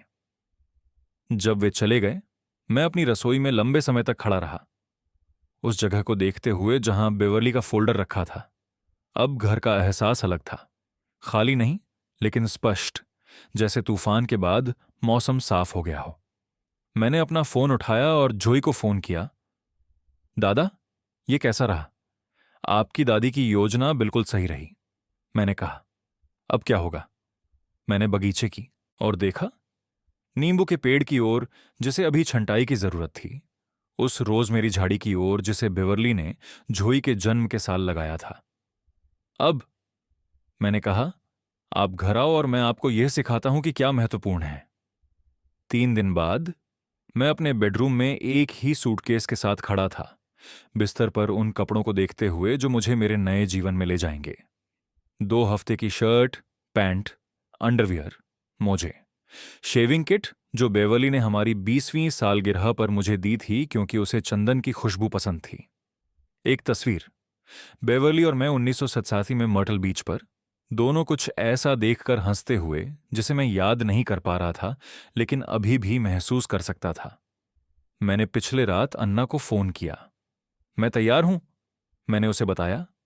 सेम्प्रे, उसने उत्तर दिया, हमेशा। घर आपका इंतजार कर रहा है। मेरी टिकट गुरुवार सुबह के लिए थी, एक तरफा फरों के लिए न्यूयॉर्क के माध्यम से।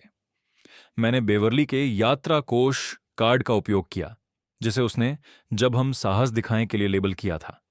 यह मजेदार था कि साहस दिखाना ऐसा लगता था जैसे भागना, जब तक कि आप यह नहीं समझ लेते कि आप वास्तव में कुछ की ओर दौड़ रहे थे।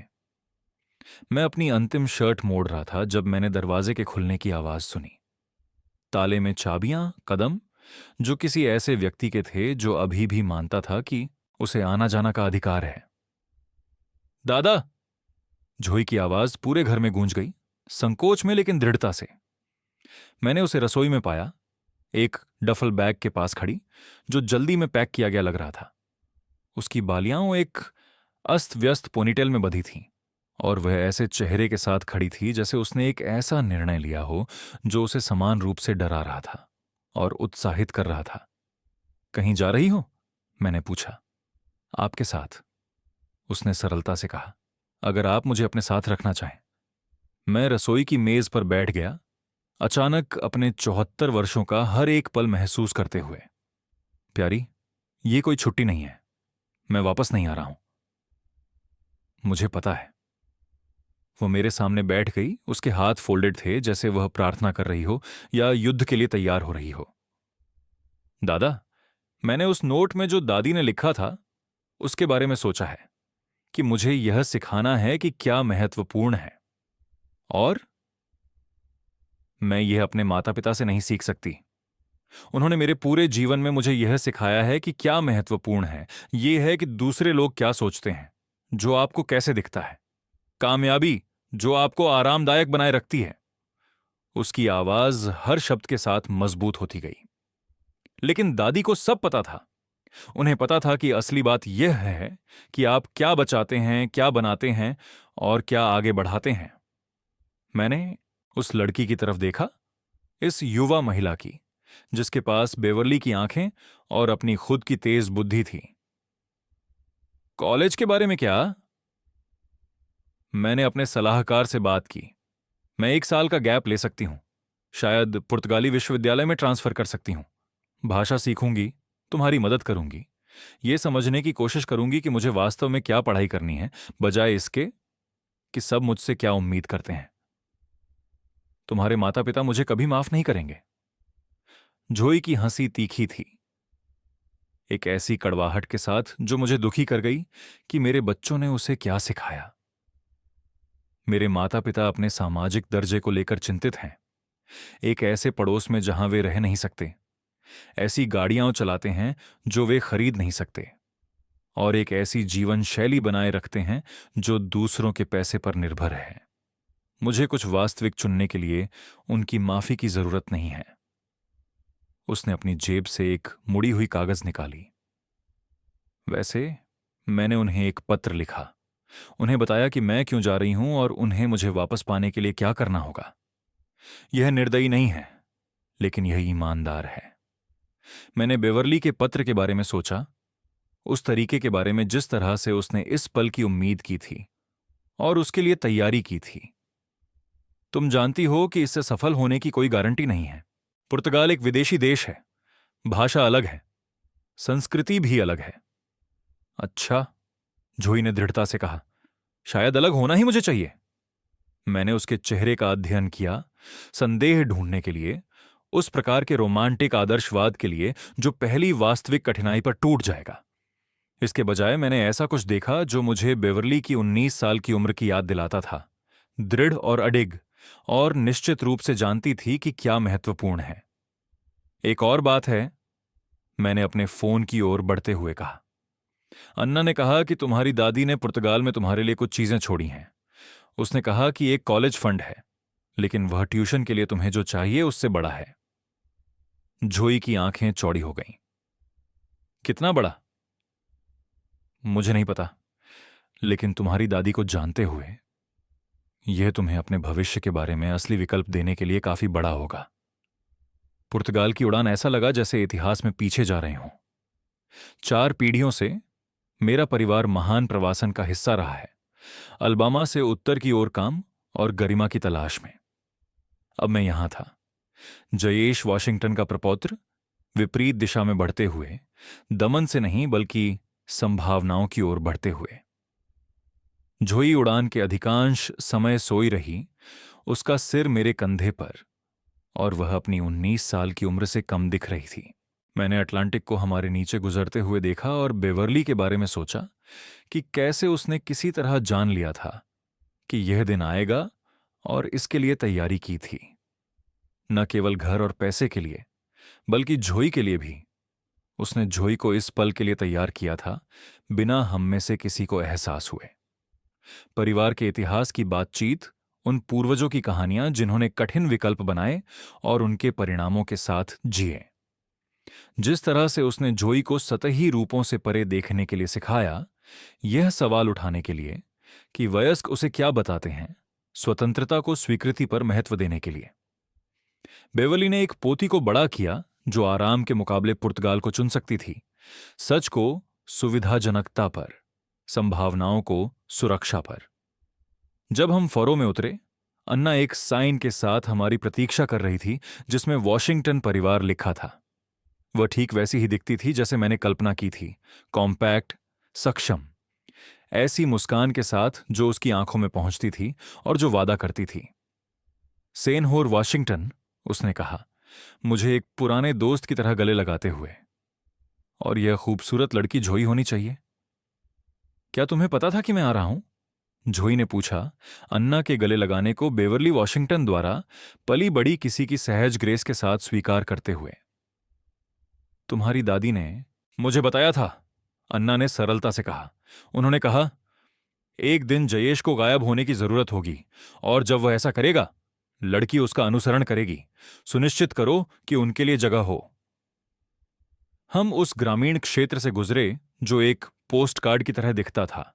सफेद घर हरे पहाड़ियों पर बिखरे हुए, जैतून के पेड़ जो अमेरिका के देश बनने से पहले से उग रहे थे। अन्ना ने स्थलों, बाजारों, उस समुद्र तट को दिखाया जहां स्थानीय लोग तैरते थे, उन कैफे में जहां वह हमें बेवर्ली के परिवार के रूप में परिचित कराएगी। तुम्हारी दादी एक बार आई थीं, अन्ना ने जोई से कहा, जब हम पत्थर की दीवारों वाली गली में मुड़े। 2 साल पहले, जब वह बीमार थीं लेकिन फिर भी लड़ाई लड़ रही थीं। वह घर के पीछे के बगीचे में खड़ी थीं और कहा, यही वह जगह है जहां जयेश सांस लेना याद रखेगा और जहां जोई जान जाएगी कि वह वास्तव में कौन है। घर एक मोड़ पर प्रकट हुआ, सफेद दीवारें और नीले शटर और लाल टाइलें जो 100 से अधिक पुर्तगाली तूफानों का सामना कर चुकी थीं। बोगनविलिया बगीचे की दीवारों के ऊपर ऐसे फैल रहा था जैसे बैंगनी उत्सव। घर, अन्ना ने बस इतना कहा। मैंने जोई की ओर देखा। उसकी आंखों में उस अद्भुतता को देख रहा था जब उसने उस जगह को देखा जिसे उसकी दादी ने हमारे लिए चुना था। तुम्हें क्या लगता है? मुझे लगता है, जोई ने धीरे से कहा। दादी जानती थीं कि वह क्या कर रही थीं। उस रात जब अन्ना हमें ताजे बिस्तर और नींबुओं का एक कटोरा छोड़कर सुबह लौटने का वादा करके चली गई, जोई और मैं छत पर बैठे भूमध्य सागर को नीले से काले में बदलते हुए देख रहे थे। दादा, उसने कहा, क्या तुम्हें लगता है कि वे हमें ढूंढने की कोशिश करेंगे? आखिरकार, मैंने कहा, लेकिन तब तक हम तैयार होंगे। क्या के लिए तैयार? मैंने बेवर्ली के पत्र संरक्षण ट्रस्ट, पुर्तगाली बैंक में इंतजार कर रहे कॉलेज फंड और उन सभी तरीकों के बारे में सोचा जिनसे उसने इस पल के लिए तैयारी की थी, बिना हम में से किसी को यह समझे कि वह क्या बना रही थी। तैयार होने के लिए। एक परिवार जो तुम्हें काबू में रखता है और एक परिवार जो तुम्हें आजादी देता है, उसमें फर्क समझो। जोई मेरी कंधे पर झुक गई जैसे उसने विमान में किया था, और मैंने एक ऐसा एहसास महसूस किया जो मैंने बेवर्ली के जाने के बाद नहीं किया था। भविष्य खुलने लगा था, बंद नहीं हो रहा था। कल हम पुर्तगाली भाषा सीखना शुरू करेंगे। कल हम गांव का दौरा करेंगे, पड़ोसियों से मिलेंगे। एक ऐसी जिंदगी बनाने का काम शुरू करेंगे जो हमारी होगी, न कि दूसरों की अपेक्षाओं की। लेकिन आज रात हम गर्म पुर्तगाली हवा में बैठे थे और समुद्र की आवाज सुन रहे थे। वॉशिंगटन परिवार की 2 पीढ़ियां अंततः यह जानने के लिए स्वतंत्र थीं कि हम कौन हैं जब कोई अंक नहीं रख रहा था। यह घर हर उस चीज का प्रतिनिधित्व करता था जो अन्ना ने वादा किया था और बेवर्ली के पत्रों से अधिक था। सफेद दीवारें सुबह की रोशनी को पकड़ती और इसे कोमलता से थामे रहती थीं। नीले शटर ऐसे थे जैसे इन्हें किसी ने सजावट और आमंत्रण के बीच का फर्क समझते हुए रंगा हो। लाल टाइल की छत ने तूफानों और मौसमों का सामना करने में गरिमा दिखाई, जैसे कुछ ऐसा जो टिकने के लिए बना हो। अंदर फर्श ठंडी टेराकोटा की थी जो मेरे पैरों के नीचे सच्ची लगती थी। लिविंग रूम से जैतून के बागों का दृश्य दिखाई देता था जो भूमध्य सागर की ओर झुके हुए थे, और मुझे समझ में आया कि बेवर्ली ने इस जगह को क्यों चुना था। यह केवल उपस्थिति की मांग करती थी। तुम्हारी बेवर्ली यहां अपने इलाज के दौरान आई थी, अन्ना ने हमें कमरों में दिखाते हुए कहा। 3 बार। उसने किसी को नहीं बताया।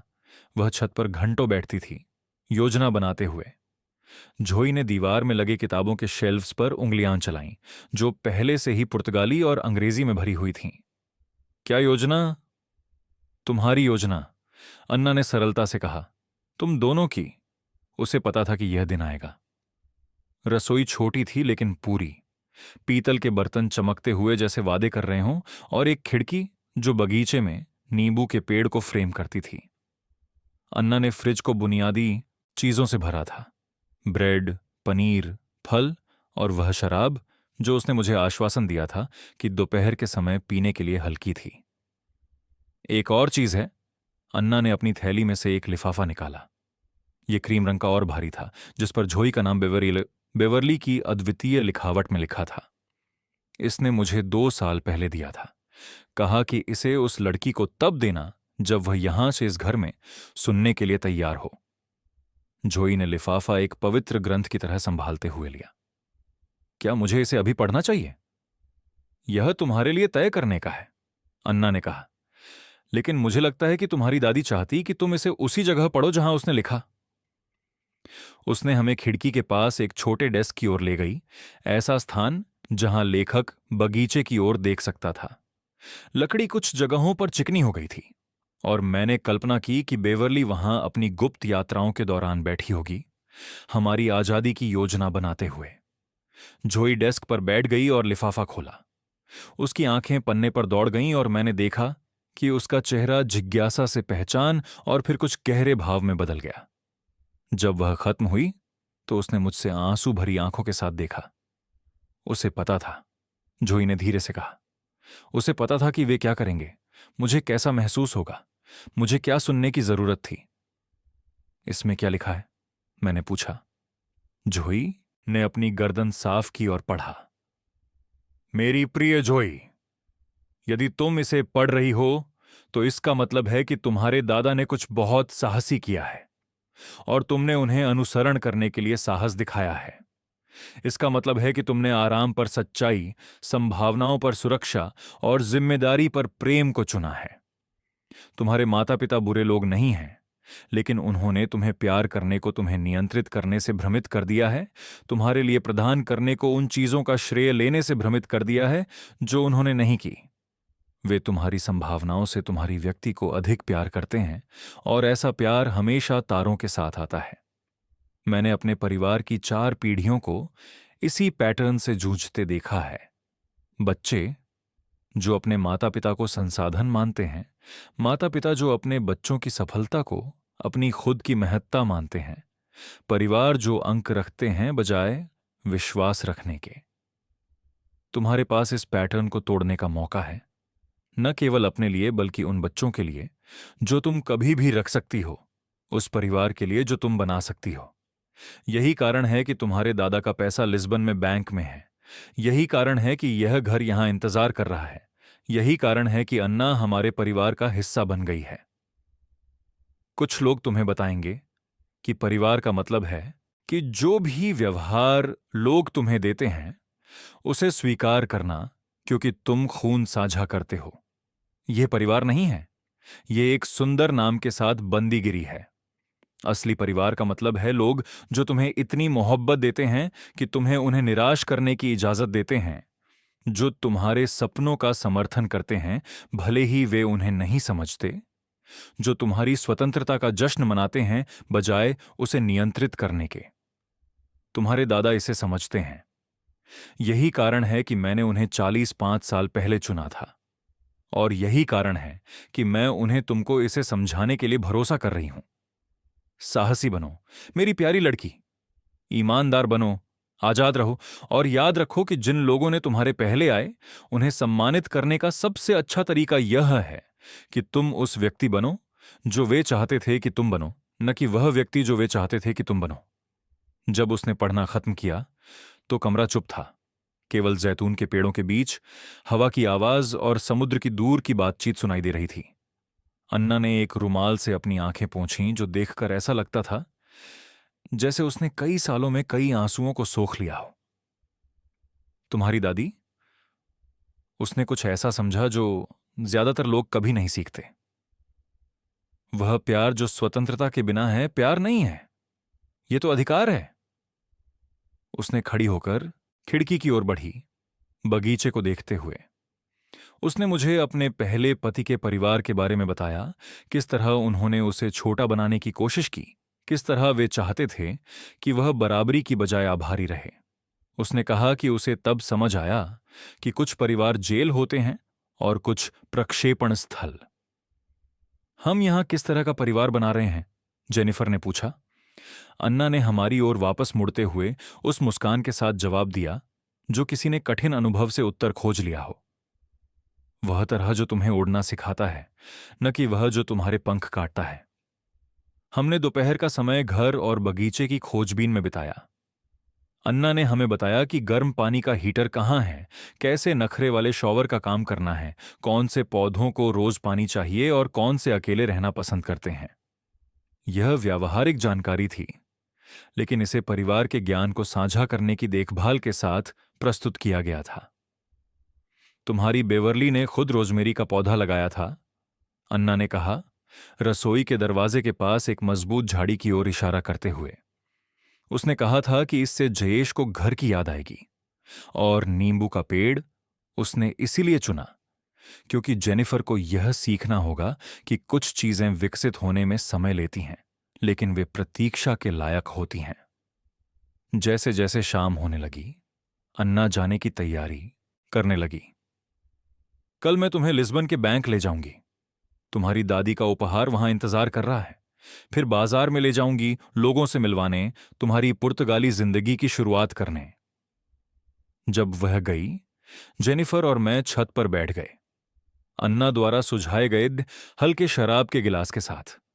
हमारे सामने भूमध्य सागर फैला हुआ था, विशाल, धैर्यवान और हमारे छोटे मानव नाटक के प्रति पूरी तरह उदासीन। दादा, जेनिफर ने कहा, क्या तुम्हें लगता है कि हमने सही चुनाव किया? मैंने अपने अमेरिका के घर के बारे में सोचा, उस बगीचे के बारे में जो बेवर्ली और मैंने बनाया था, उस जीवन के बारे में जिसे हमने इतनी देखभाल से बनाया था, केवल यह देखने के लिए कि हमारे बच्चे इसे टुकड़ों में नीलाम करने की कोशिश कर रहे हैं। मुझे लगता है, मैंने अंततः कहा, कि तुम्हारी दादी ने इस पल के लिए 2 साल तैयारी की।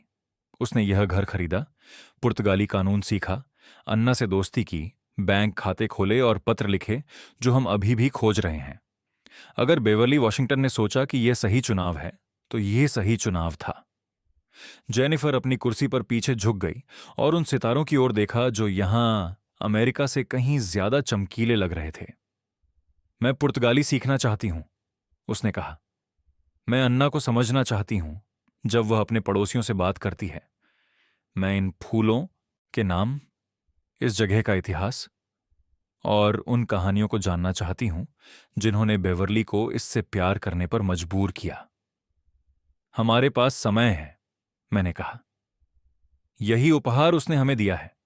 हमें यही पता लगाने का समय है कि हम कौन हैं, जब हम उन लोगों के लिए प्रदर्शन नहीं कर रहे हैं जिन्होंने पहले से तय कर लिया है कि हमें क्या होना चाहिए। जैसे जैसे रात उस सफेद घर पर छा गई जिसके नीले शटर थे, मैंने कुछ ऐसा महसूस किया जो मैंने बेवर्ली की मृत्यु के बाद से नहीं अनुभव किया था। भविष्य खुल रहा था, न कि बंद हो रहा। कल हम एक ऐसा जीवन बनाने का काम शुरू करेंगे जो हमारा होगा, एक ऐसी महिला की बुद्धिमत्ता से मार्गदर्शित जिसने हमें इतना प्यार किया कि हमें स्वतंत्रता दी। 2 महीनों के भीतर जेनिफर पुर्तगाली में सपने देखने लगी। मैंने उसकी परिवर्तन को उस व्यक्ति की अद्भुतता के साथ देखा जो एक तितली को उसके कोम्पल से निकलते हुए देख रहा हो। वह हर सुबह उठती और गांव की बेकरी की ओर चल देती, सेनहोरा मार्टिनेज से उसके पोते पोतियों के बारे में बातचीत करती, पुराने मनुएल के साथ मौसम की चर्चा करती जो जैतून के बागों की देखभाल करता था, और मछली बेचने वाले के साथ मजाक करती जो अपनी पकड़ को तट से लाता था। बोम दिए, सेनहोर वॉशिंगटन। पड़ोसी मुझे पुकारते जैसे मैं अपनी पोती के पीछे संकरी गलियों से गुजरता। अच्छे सुबह, श्री वाशिंगटन। उन्होंने हमें 8 हफ्तों से जाना था, लेकिन जहां कुछ परिवार 8 शताब्दियों से रह रहे थे, वहां स्वीकार किए जाने के लिए यही काफी समय था। अन्ना ने हमें सही तरीके से प्रस्तुत किया, जो पुर्तगाली गांव में केवल यह बताने का मतलब नहीं है कि आप कौन हैं, बल्कि यह भी कि आप क्यों संबंधित हैं।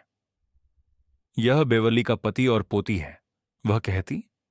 बेवर्ली वो अमेरिकन महिला थी जिसने मेरे परिवार को एक साथ रखने में मदद की। अब वे भी हमारे परिवार हैं। ये एक साधारण समीकरण था जो राष्ट्रीयता और भाषा को पार करता था। बेवर्ली ने अन्ना की मदद की, इसीलिए हम स्वागत थे। एक संस्कृति जो वफादारी और आभार को महत्व देती है, वह पासपोर्ट के लिए पर्याप्त था। जेनिफर ने सामुदायिक जीवन में उस उत्साह के साथ प्रवेश किया जैसे किसी ने यह खोज लिया हो कि उसके पास ऐसे कौशल हैं जिनका उसे पता भी नहीं था। उसने अन्ना की बेटी सोफिया के साथ स्थानीय बच्चों के लिए अंग्रेजी सिखाने में मदद की। उसने एक साप्ताहिक बातचीत समूह का आयोजन किया जहां पुर्तगाली बोलने वाले अंग्रेजी का अभ्यास कर सकते थे जबकि वह पुर्तगाली का अभ्यास करती। उसने यहां तक कि गांव के पादरी को मनाने में मदद की कि वह अफ्रीकी प्रवासियों के लिए चर्च की आउटरीच में मदद करे, अपने दादा के अनुभवों का उपयोग करके सांस्कृतिक विभाजनों को पार करने के लिए। तुम्हारी पोती में एक प्रतिभा है, अन्ना ने एक शाम मुझे बताया जब हम जेनिफर को दो गांव की महिलाओं के बीच जल अधिकारों के बारे में गर्मागर्म चर्चा का मध्यस्थ बनाते हुए देख रहे थे। वह ऐसे संबंध देखती है जहां अन्य लोग केवल भिन्नताएं देख सकते हैं। यह सच था। जेनिफर ने बेवर्ली की उस क्षमता को विरासत में लिया था जो विवादित क्षेत्रों में सामान्य जमीन खोजने में, न सिर्फ भाषा बल्कि इरादे का अनुवाद करने में और उन जगहों पर समझ बनाने में मदद करती थी जहां अन्य केवल संघर्ष देखते थे। एक दोपहर जब मैं अन्ना की मृत पति के कागजात को व्यवस्थित करने में मदद कर रहा था, मैंने कुछ ऐसा खोजा जिसने बेवर्ली के इस जगह से संबंध को और अधिक स्पष्ट किया। महत्वपूर्ण दस्तावेज के लेबल वाले एक फोल्डर में सोफिया सैंटोस और उसके भाई मिगेल के कॉलेज के ट्रांसक्रिप्ट छिपे हुए थे। दोनों ने लिस्बन में विश्वविद्यालय में पढ़ाई की थी। दोनों ने उत्कृष्टता के साथ स्नातक की डिग्री प्राप्त की थी। दोनों की ट्यूशन अमेरिकी दाता बेवर्ली मैरी वॉशिंगटन के बारे में जो भुगतान किए गए थे उसने तुम्हें कभी नहीं बताया, अन्ना ने कहा जब मैंने उसे दस्तावेजों के साथ सामना किया। तुम्हारी पत्नी ने मेरे बच्चों की शिक्षा के लिए भुगतान किया, सब कुछ, विश्वविद्यालय, किताबें, जीवन यापन का खर्च, 8 साल का भुगतान, एक भी बार मिस नहीं किया। मैं अन्ना के रसोई की कुर्सी पर भारी मन से बैठ गया, बेवर्ली की छिपी उदारता के एक और स्तर से अभिभूत। उसने मुझे क्यों नहीं बताया? क्योंकि उसे पता था कि तुम पैसे के बारे में चिंतित हो जाओगे। तुम अपने पोते पोतियों की शिक्षा के लिए बचत कर रहे थे। बेवर्ली ने तुम्हारे परिवार से कुछ लिए बिना मेरे परिवार की मदद करने के और तरीके खोजे। और तरीके? अन्ना ने एक प्रिय मित्र की निर्दोष धोखे को याद करते हुए मुस्कुराते हुए कहा, तुम्हारी पत्नी बहुत अच्छी थी अतिरिक्त काम खोजने में। दस्तावेजों का अनुवाद करना, प्रवासी बच्चों को ट्यूशन देना, लोगों को सरकारी फॉर्म भरने में मदद करना। उसने तुमसे कहा कि यह स्वयंसेवी काम है।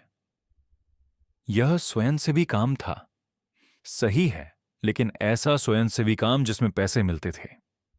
वह लोगों की मदद के लिए पैसे नहीं लेती थी, लेकिन वह उन्हें अपने बच्चों को पुर्तगाल में स्कूल भेजने के लिए भुगतान करने देती थी। तुम्हारी बेवर्ली बहुत समझदार महिला थी। उस शाम मैंने जोई को उसकी दादी के छिपे हुए छात्रवृत्ति कार्यक्रम के बारे में बताया। उसने इस प्रकार सुना जैसे किसी को धार्मिक शिक्षा दी जा रही हो। तो दादी ने सिर्फ अन्ना के परिवार को निर्वासन से नहीं बचाया, जोई ने कहा, उसने उनके भविष्य में निवेश किया। 15 सालों तक मैंने पुष्टि की। सोफिया अब एक डॉक्टर है, मिगेल एक शिक्षक है, दोनों क्योंकि तुम्हारी दादी ने संभावनाएं देखी जब दूसरों ने सिर्फ समस्याएं देखी। जोई काफी देर तक चुप रही जब वह भूमध्य सागर की ओर देख रही थी जो दिन की आखिरी रोशनी में चमक रहा था। जब उसने अंततः बोला, उसकी आवाज में एक नई निश्चितता थी, दादा, मुझे पता है कि मैं क्या पढ़ना चाहती हूं। पुर्तगाली साहित्य? मैंने अनुमान लगाया। अंतर्राष्ट्रीय कानून? उसने कहा, विशेष रूप से प्रवासन कानून। मैं वही करना चाहती हूं जो दादी ने किया, लेकिन बड़ा। मैं चाहती हूं कि परिवार एक साथ कानूनी रूप से रहें, लोगों को उन सिस्टमों ने मार्गदर्शन करें जो उन्हें बाहर करने के लिए डिजाइन किए गए हैं, और समुदायों को उनकी पहचान को खोए बिना एकीकृत करने में मदद करें। मैंने अपनी पोती को देखा और समझा कि बेवर्ली का दृष्टिकोण आखिरकार स्पष्ट हो रहा था। न सिर्फ बचने की योजना, न सिर्फ वित्तीय सुरक्षा, बल्कि उद्देश्य भी। बेवर्ली ने हमें यहां सिर्फ अपने परिवार की लालच से बचने के लिए नहीं लाया, बल्कि जोई को दिखाने के लिए कि उदारता क्या होती है जब इसे जीवन जीने के तरीके के रूप में अभ्यास किया जाता है, न कि टैक्स कटौती के रूप में। लिस्बन में एक अच्छा कानून कार्यक्रम है, अन्ना ने अगले दिन कहा, जब जोई ने उसे अपने निर्णय के बारे में बताया। सोफिया वहां के प्रोफेसरों को जानती है, वह परिचय करवा सकती है। और मेरा पुर्तगाली विश्वविद्यालय की कक्षाओं के लिए काफी अच्छा हो रहा है, जोई ने जोड़ा। मैंने पादरी के साथ कानूनी दस्तावेज पढ़े हैं। उसने कहा कि मुझे जटिल भाषा को समझने की प्राकृतिक प्रतिभा है। मैंने अपनी पोती को भविष्य की योजना बनाते देखा, उस आत्मविश्वास के साथ जो किसी ने अंततः अपनी बुलाहट पा ली हो। और मैंने समझा कि बेवर्ली क्या निर्माण कर रही थी। न सिर्फ वित्तीय सुरक्षा बल्कि नैतिक उद्देश्य, न सिर्फ एक बचने का रास्ता बल्कि एक लॉन्चिंग पैड। उस रात जोई ने अपने माता पिता को फोन किया। मैंने रसोई से सुना जब उसने अपने निर्णय को पुर्तगाली लहजे में अंग्रेजी में समझाया। उसकी आवाज शांत और निश्चित थी। मैं लिस्बन विश्वविद्यालय में अंतर्राष्ट्रीय कानून पढ़ रही हूं, उसने उन्हें बताया। दादा मेरी आवेदन में मदद कर रहे हैं और अन्ना की बेटी मुझे प्रवेश परीक्षाओं के लिए तैयार करने में मदद कर रही है। मैंने उनकी प्रतिक्रिया नहीं सुनी, लेकिन जोई की प्रतिक्रिया स्पष्ट थी। नहीं, मुझे आपकी अनुमति की आवश्यकता नहीं है, और नहीं, मुझे आपके पैसे की आवश्यकता नहीं है। दादी ने सब कुछ संभाल लिया। जब उसने फोन काटा तो उसने मुझे रसोई में खाना बनाते हुए पाया। वे खुश नहीं हैं, उसने सरलता से कहा। क्या तुम खुश हो? उसने सवाल को गंभीरता से लिया, जिस तरह से बेवर्ली ने उसे सभी महत्वपूर्ण सवालों पर विचार करना सिखाया था। मैं खुश नहीं हूं जिस तरह से वे चाहते हैं कि मैं खुश रहूं, उसने अंततः कहा। लेकिन मैं खुश हूं जिस तरह से दादी चाहती थीं कि मैं खुश रहूं। वह खुशी जो इस बात से आती है कि तुम कुछ ऐसा बना रहे हो जो मायने रखता है। तब मैंने समझा कि वह फर्क था जिसे हमने छोड़ा और वह परिवार जो हम बना रहे थे। एक ने खुशी को अनुपालन के द्वारा मापा, जबकि दूसरे ने योगदान के द्वारा। एक ने आराम को महत्व दिया, जबकि दूसरे ने चरित्र को। बेवर्ली जानती थी कि जोई को उस व्यक्ति बनने के लिए किस तरह के परिवार की आवश्यकता थी। हमारे पुर्तगाली साहसिक कार्य के 6 महीने बाद मेरा फोन एक वीडियो कॉल के साथ बजा, एक नंबर से जिसे मैंने पहचाना लेकिन हफ्तों से नहीं सुना था। कीशा का चेहरा स्क्रीन पर आया और मैंने तुरंत देखा कि कुछ बदल गया है। वह थकी हुई लग रही थी, लेकिन यह किसी ऐसे व्यक्ति की साफ थकान थी जो कठिन काम कर रहा था, न कि किसी ऐसे व्यक्ति की भंगुर थकान जो इससे बच रहा था। पापा, उसने कहा, और उसकी आवाज में वह रक्षात्मक धार नहीं थी जिसका मैं आदी हो गया था। क्या हम बात कर सकते हैं? जोई रसोई की मेज पर बैठी थी, अपने विश्वविद्यालय प्रवेश परीक्षा के लिए पुर्तगाली कानूनी पाठों की समीक्षा कर रही थी। उसने अपनी मां की आवाज सुनकर सिर उठाया, लेकिन बातचीत में शामिल होने के लिए नहीं चली। समझदार लड़की। उसने सीखा था कि कुछ बातचीत के लिए सांस लेने की जगह की आवश्यकता होती है। हम बात कर सकते हैं, मैंने कहा, लेकिन मैं तुम्हें पहले से बताना चाहता हूं कि मैं घर नहीं आ रहा हूं और मैं घर के बारे में अपना मन नहीं बदल रहा हूं। मुझे पता है, कीशा ने जल्दी कहा, इसीलिए मैं कॉल नहीं कर रही हूं। मैं माफी मांगने के लिए कॉल कर रही हूं, सच में माफी। वह तरह नहीं जिसमें मैं यह समझाती हूं कि मैं गलत होने में सही थी। मैंने फोन को काउंटर पर रखा जहां जोई और मैं दोनों स्क्रीन देख सकते थे। मैं सुन रहा हूं।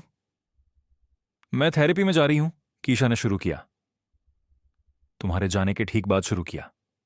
पहले मैं तुमसे नाराज था क्योंकि तुमने मुझे अपनी बेटी के सामने बुरा दिखाया। लेकिन मार्टिनेज, उनके सवाल पूछने का एक तरीका है जो आपको चीजों को अलग तरीके से देखने पर मजबूर करता है। उसने थोड़ी देर रुका, अपने आप को समेटते हुए। उन्होंने मुझसे पूछा कि कब मैंने तुम्हें अपने पिता के रूप में देखना बंद किया और तुम्हें एक संसाधन के रूप में देखना शुरू किया। जब मैंने यह पूछना बंद किया कि तुम्हें क्या चाहिए और यह गणना करना शुरू किया कि तुम क्या दे सकते हो। यह कब हुआ? मैंने धीरे से पूछा। जब जेनिफर परिवार में शामिल हुई, कीशा ने कहा, और मैंने उसकी आवाज में एक सच्चाई सुनी जिसे बोलना कठिन था। वह वित्तीय योजना के बारे में इतनी आत्मविश्वासी थी, संपत्तियों का अधिकतम लाभ लेने के बारे में, रणनीतिक सोच के बारे में। मैंने हमारे परिवार को उसके नजरिए से देखना शुरू किया और उसके नजरिए में सब कुछ या तो एक अवसर है या एक बाधा। जोई ने अपनी किताब बंद की और झुककर कहा, मां, तुमने उसे दादाजी को एक रिटायरमेंट योजना में बदलने दिया। मैंने किया, कीशा ने सहमति में कहा, और यह साधारण स्वीकृति किसी भी जटिल व्याख्या से अधिक भारी थी। और मैंने उसे तुम्हें इसके लिए एक औचित्य में बदलने दिया। हर बार जब हमने दादाजी की मदद का श्रेय लिया, हम तुम्हें यह सिखा रहे थे कि प्यार का मतलब है दूसरों की उदारता पर श्रेय लेना। मैंने अपनी बेटी के चेहरे को छोटे स्क्रीन पर देखा और कुछ ऐसा देखा जो मैंने उसे बचपन में देखा था, वास्तविक पछतावा, बिना किसी दिखावे के। तुम मुझसे क्या चाहती हो कीशा? मैंने पूछा। तुम्हें वापस पाने की अनुमति, उसने कहा। क्षमा नहीं, क्योंकि मैंने वह अभी तक नहीं पाया है, लेकिन कोशिश करने की अनुमति। मैंने जोई को देखा, जिसने लगभग अदृश्य रूप से सिर हिलाया।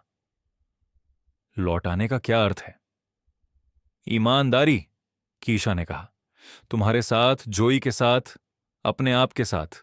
मैंने डॉ मार्टिनेज को सब कुछ बताया, उस पैसे के बारे में जिसे हमने श्रेय लिया, संरक्षण के खतरों के बारे में, उस बारे में कि जब तुम वहां नहीं थे तो हमने तुम्हारे बारे में क्या बात की।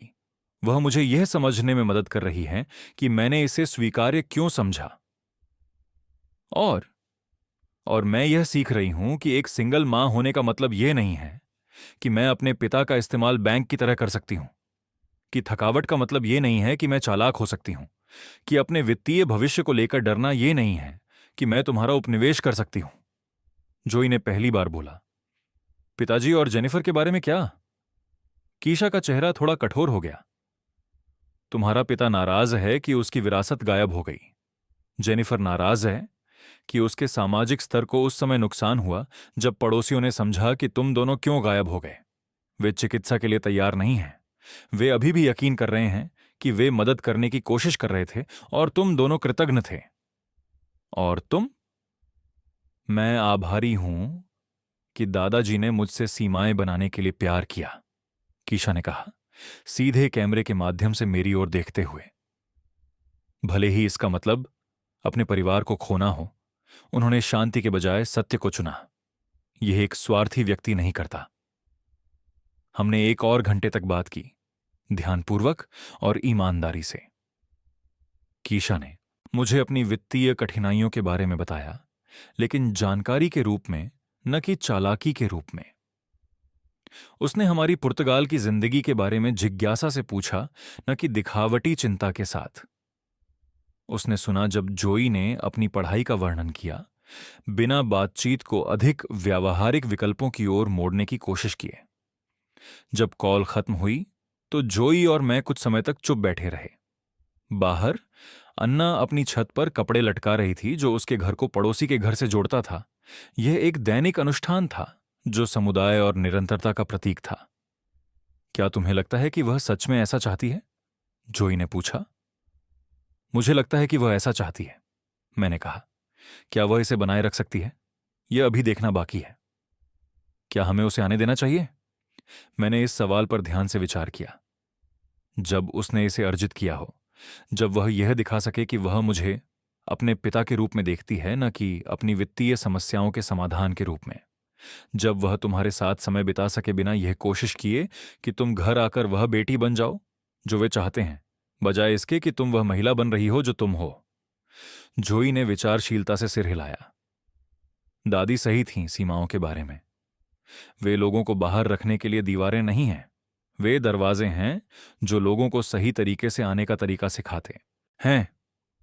3 महीने बाद कीशा ने मुझे फोन किया कि उसने एक दूसरी नौकरी ली है ताकि वह उस पैसे का वापस भुगतान कर सके जो उसने जोई को देने का श्रेय लिया था।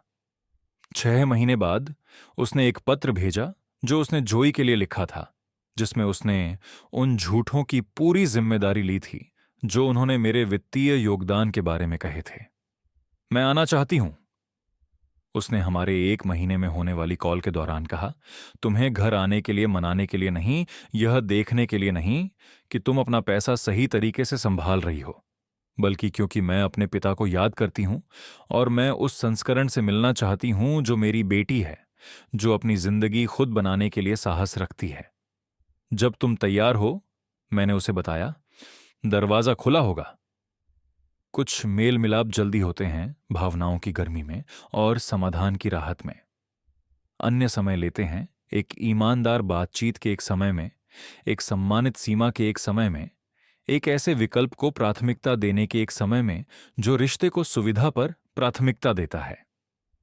कीशा यह सीख रही थी कि प्यार का मतलब यह नहीं है कि आप लोगों से जो आप चाहते हैं वह पाने के लिए है। यह उनके लिए उस व्यक्ति बनने में मदद करने के बारे में है जो वे होने के लिए बने हैं, भले ही वह व्यक्ति असुविधाजनक रूप से अलग हो। बेवर्ली इस प्रगति पर गर्व करती। धीमी, कठिन, ईमानदार प्रगति उस तरह के परिवार की ओर जो बांधने के बजाय स्वतंत्र करता है। पुर्तगाल में हमारे आने के एक वर्ष बाद मैं हमारे सफेद घर के पीछे के बाग में खड़ा था। जोई को अन्ना के पोते के साथ पुर्तगाली अभ्यास करते हुए देख रहा था, जो लिस्बन से आया था। बातचीत बह रही थी, दो भाषाओं के बीच जैसे पानी अपना स्तर ढूंढता है, और मुझे आश्चर्य हुआ कि कैसे उसके लिए दो दुनियाओं में एक साथ रहना इतना स्वाभाविक हो गया था। बेवर्ली द्वारा स्थापित ट्रस्ट फंड जोई की 20वीं जन्मदिन पर परिपक्व हुआ, जिससे वह स्वतंत्र रूप से धनवान हो गई, जो उसके माता पिता की अपेक्षाओं या मेरी दया से संबंधित नहीं था। 2 लाख रुपए जो सालों से सावधानी से निवेश किए गए थे, बेवर्ली ने हमारी मुक्ति की योजना बनाई थी। यह जोई को किसी भी विश्वविद्यालय में पढ़ाई करने के लिए पर्याप्त था, अपनी कल्पनाओं के अनुसार जीवन बनाने के लिए, और कभी भी किसी ऐसे व्यक्ति को निराश करने की लागत की गणना नहीं करनी थी जो दावा करता था कि वह उसे प्यार करता है। मैं इसका कुछ हिस्सा अन्ना के आव्रजन सहायता कार्यक्रम को बढ़ाने के लिए उपयोग करना चाहती हूं। जोई ने मुझसे कहा जब लिस्बन में वकीलों ने उसकी विरासत की शर्तें समझाईं, दादी को यह पसंद आता। वह सही थी। बेवर्ली को अपनी पोती को सुरक्षा के बजाय उदारता और आराम के बजाय उद्देश्य चुनते देखना बहुत पसंद होता। कीशा अब तक 2 बार आई है, सावधानीपूर्वक और सम्मानपूर्वक, गांव में एक छोटे से होटल में ठहरी, यह मानने के बजाय कि वह हमारे स्थान का उपयोग कर सकती है। बातचीत अभी भी कोमल थी, अभी भी सावधानीपूर्वक थी, लेकिन ये उस तरीके से वास्तविक थीं जिस तरह से हमारे पुराने पारिवारिक संबंध कभी नहीं रहे। वह जोई को एक वयस्क के रूप में देखने के लिए सीख रही थी, न कि एक परियोजना के रूप में, और मुझे एक व्यक्ति के रूप में देखना सीख रही थी, न कि एक संसाधन के रूप में। देव और जेनिफर की शादी उस रहस्योद्घाटन के बाद नहीं बच सकी कि उनका जीवन शैली उस आदमी द्वारा सब्सिडी दी गई थी जिसे उन्होंने अपने बेसमेंट में रखा था। तलाक की प्रक्रिया कड़वी और सार्वजनिक थी, संपत्तियों के लिए लड़ी गई जो वास्तव में कभी भी किसी की नहीं थी। उनके ओकवुड हाइट्स पड़ोसी उस स्कैंडल का इंतजार कर रहे थे, और देव और जेनिफर ने यह कड़ी सीख ली कि उधार के पैसे पर बनी सामाजिक स्थिति तेजी से ढह जाती है जब उधारी बंद हो जाती है। लेकिन अब यह उनकी कहानी थी, उनके परिणामों को संभालने के लिए। मैंने उन्हें गरिमा और सम्मान के बारे में जो भी सिखाया वह मैंने सिखाया, चाहे वे उन पाठों को सीखें या नहीं। अब यह मेरी जिम्मेदारी नहीं थी। शाम को जोई और मैं अपने टेरेस पर चाय के कप के साथ बैठते, समुद्र के किनारे सूर्यास्त के रंगों को देखते। ये बातचीत मेरे लिए पालन पोषण का एक ग्रेजुएट कोर्स बन गई थी, जो मुझे उन चीजों के बारे में सिखा रही थी जो मैं चाहता था कि मैंने अपने बच्चों के छोटे होने पर समझी होती। मदद और समर्थन में अंतर। मैंने उसे एक रात कहा, यह है कि आपकी मदद किसी को मजबूत बनाती है या अधिक निर्भर। प्यार और नियंत्रण में अंतर, उसने उत्तर दिया। यह है कि आप किसी की स्वतंत्रता का जश्न मनाते हैं या उसे रोकने की कोशिश करते हैं। हमने बेवर्ली का अंतिम पाठ सीखा। सबसे बड़ा उपहार जो आप किसी को दे सकते हैं वह है बिना आपके जीने की ताकत और यह समझने की बुद्धिमत्ता कि हर हाल में आपके साथ रहना है। जब पुर्तगाली तारे आकाश में चमकने लगे तो मैंने उस आदमी के बारे में सोचा जो मैं 1 साल पहले था, एक अमेरिकी रसोई में खड़ा हुआ, जबकि उसके बच्चे उसकी गरिमा की नीलामी कर रहे थे। वह आदमी अब एक अजनबी की तरह लगता है जिसे मैंने कभी जाना था, लेकिन अब मैंने उसे पीछे छोड़ दिया। बेवर्ली जानती थी कि यह दिन आएगा। उसने जान लिया था कि कभी कभी परिवार को बचाने का एकमात्र तरीका उसे छोड़ना है, कि कभी कभी प्यार सिखाने का एकमात्र तरीका उसे रोकना है जब तक कि यह स्वेच्छा से न दिया जाए, और कभी कभी सबसे बड़ा विश्वास का कार्य उन लोगों पर भरोसा करना है जिन्हें आपने खुद उठाया है, कि वे अपने रास्ते पर लौटें। जोई पुर्तगाली कानूनी पाठ पढ़ते पढ़ते सो गई, और मैंने उसे उस कंबल से ढक दिया जो बेवर्ली ने अमेरिका से अपनी एक गुप्त यात्रा के दौरान लाया था। कल वह उठेगी और एक ऐसा जीवन बनाना जारी रखेगी जो पूरी तरह से उसका होगा, एक दादी की दूरदर्शिता से वित्त पोषित और उन सिद्धांतों द्वारा मार्गदर्शित किया जाएगा जिन्हें न खरीदा जा सकता है और न बेचा जा सकता है। घर हमारे चारों ओर उस संतोष के साथ बसा हुआ था जहां लोग उस व्यक्ति में बदलने के लिए स्वतंत्र थे जो वे बनना चाहते थे।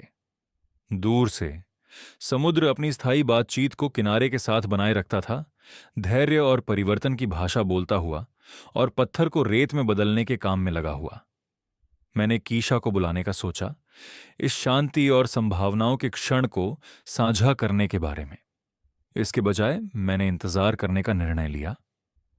कुछ उपहार तब सबसे अच्छे होते हैं जब उनकी उम्मीद नहीं की जाती, जब वे अनपेक्षित रूप से आते हैं।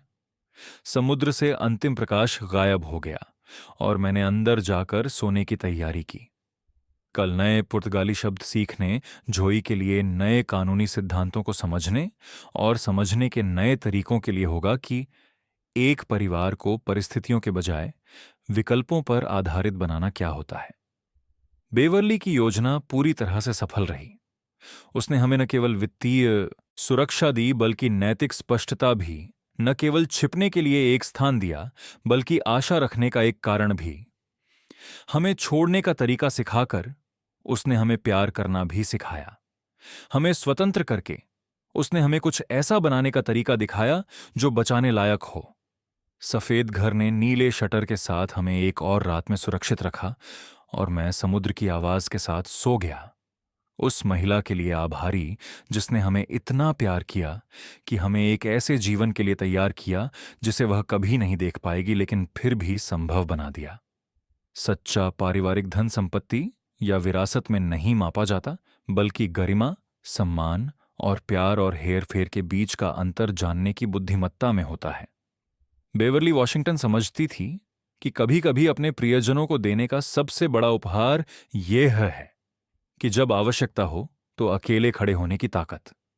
सीख यह है कि बड़ों की बुद्धिमत्ता का अर्थ यह नहीं है कि अपमान को सहन किया जाए, बल्कि यह है कि सीमाएं स्थापित की जाएं जो आपकी विरासत और उन लोगों के चरित्र की रक्षा करें जो इसे विरासत में प्राप्त करेंगे। असली विरासत जो उन्होंने छोड़ी वह न तो धन था और न ही संपत्ति, बल्कि यह उदाहरण था कि आत्मसम्मान कभी भी बहुत महंगा नहीं होता और परिवार का प्यार कभी भी आपको खुद को छोटा करने के लिए मजबूर नहीं करना चाहिए ताकि दूसरों को आराम मिले। जाने से पहले अपने आप से यह सवाल पूछें, क्या आपके जीवन में लोग आपको उस तरह से प्यार करते हैं जैसे आप हैं, या आपको उस काम के लिए प्यार करते हैं जो आप उनके लिए कर सकते हैं? यदि यह कहानी आपको अपनी पारिवारिक गतिशीलता पर विचार करने के लिए प्रेरित करती है तो साहस, सीमाओं और मदद करने और सक्षम करने के बीच के अंतर के बारे में और कहानियों के लिए सदस्यता लें।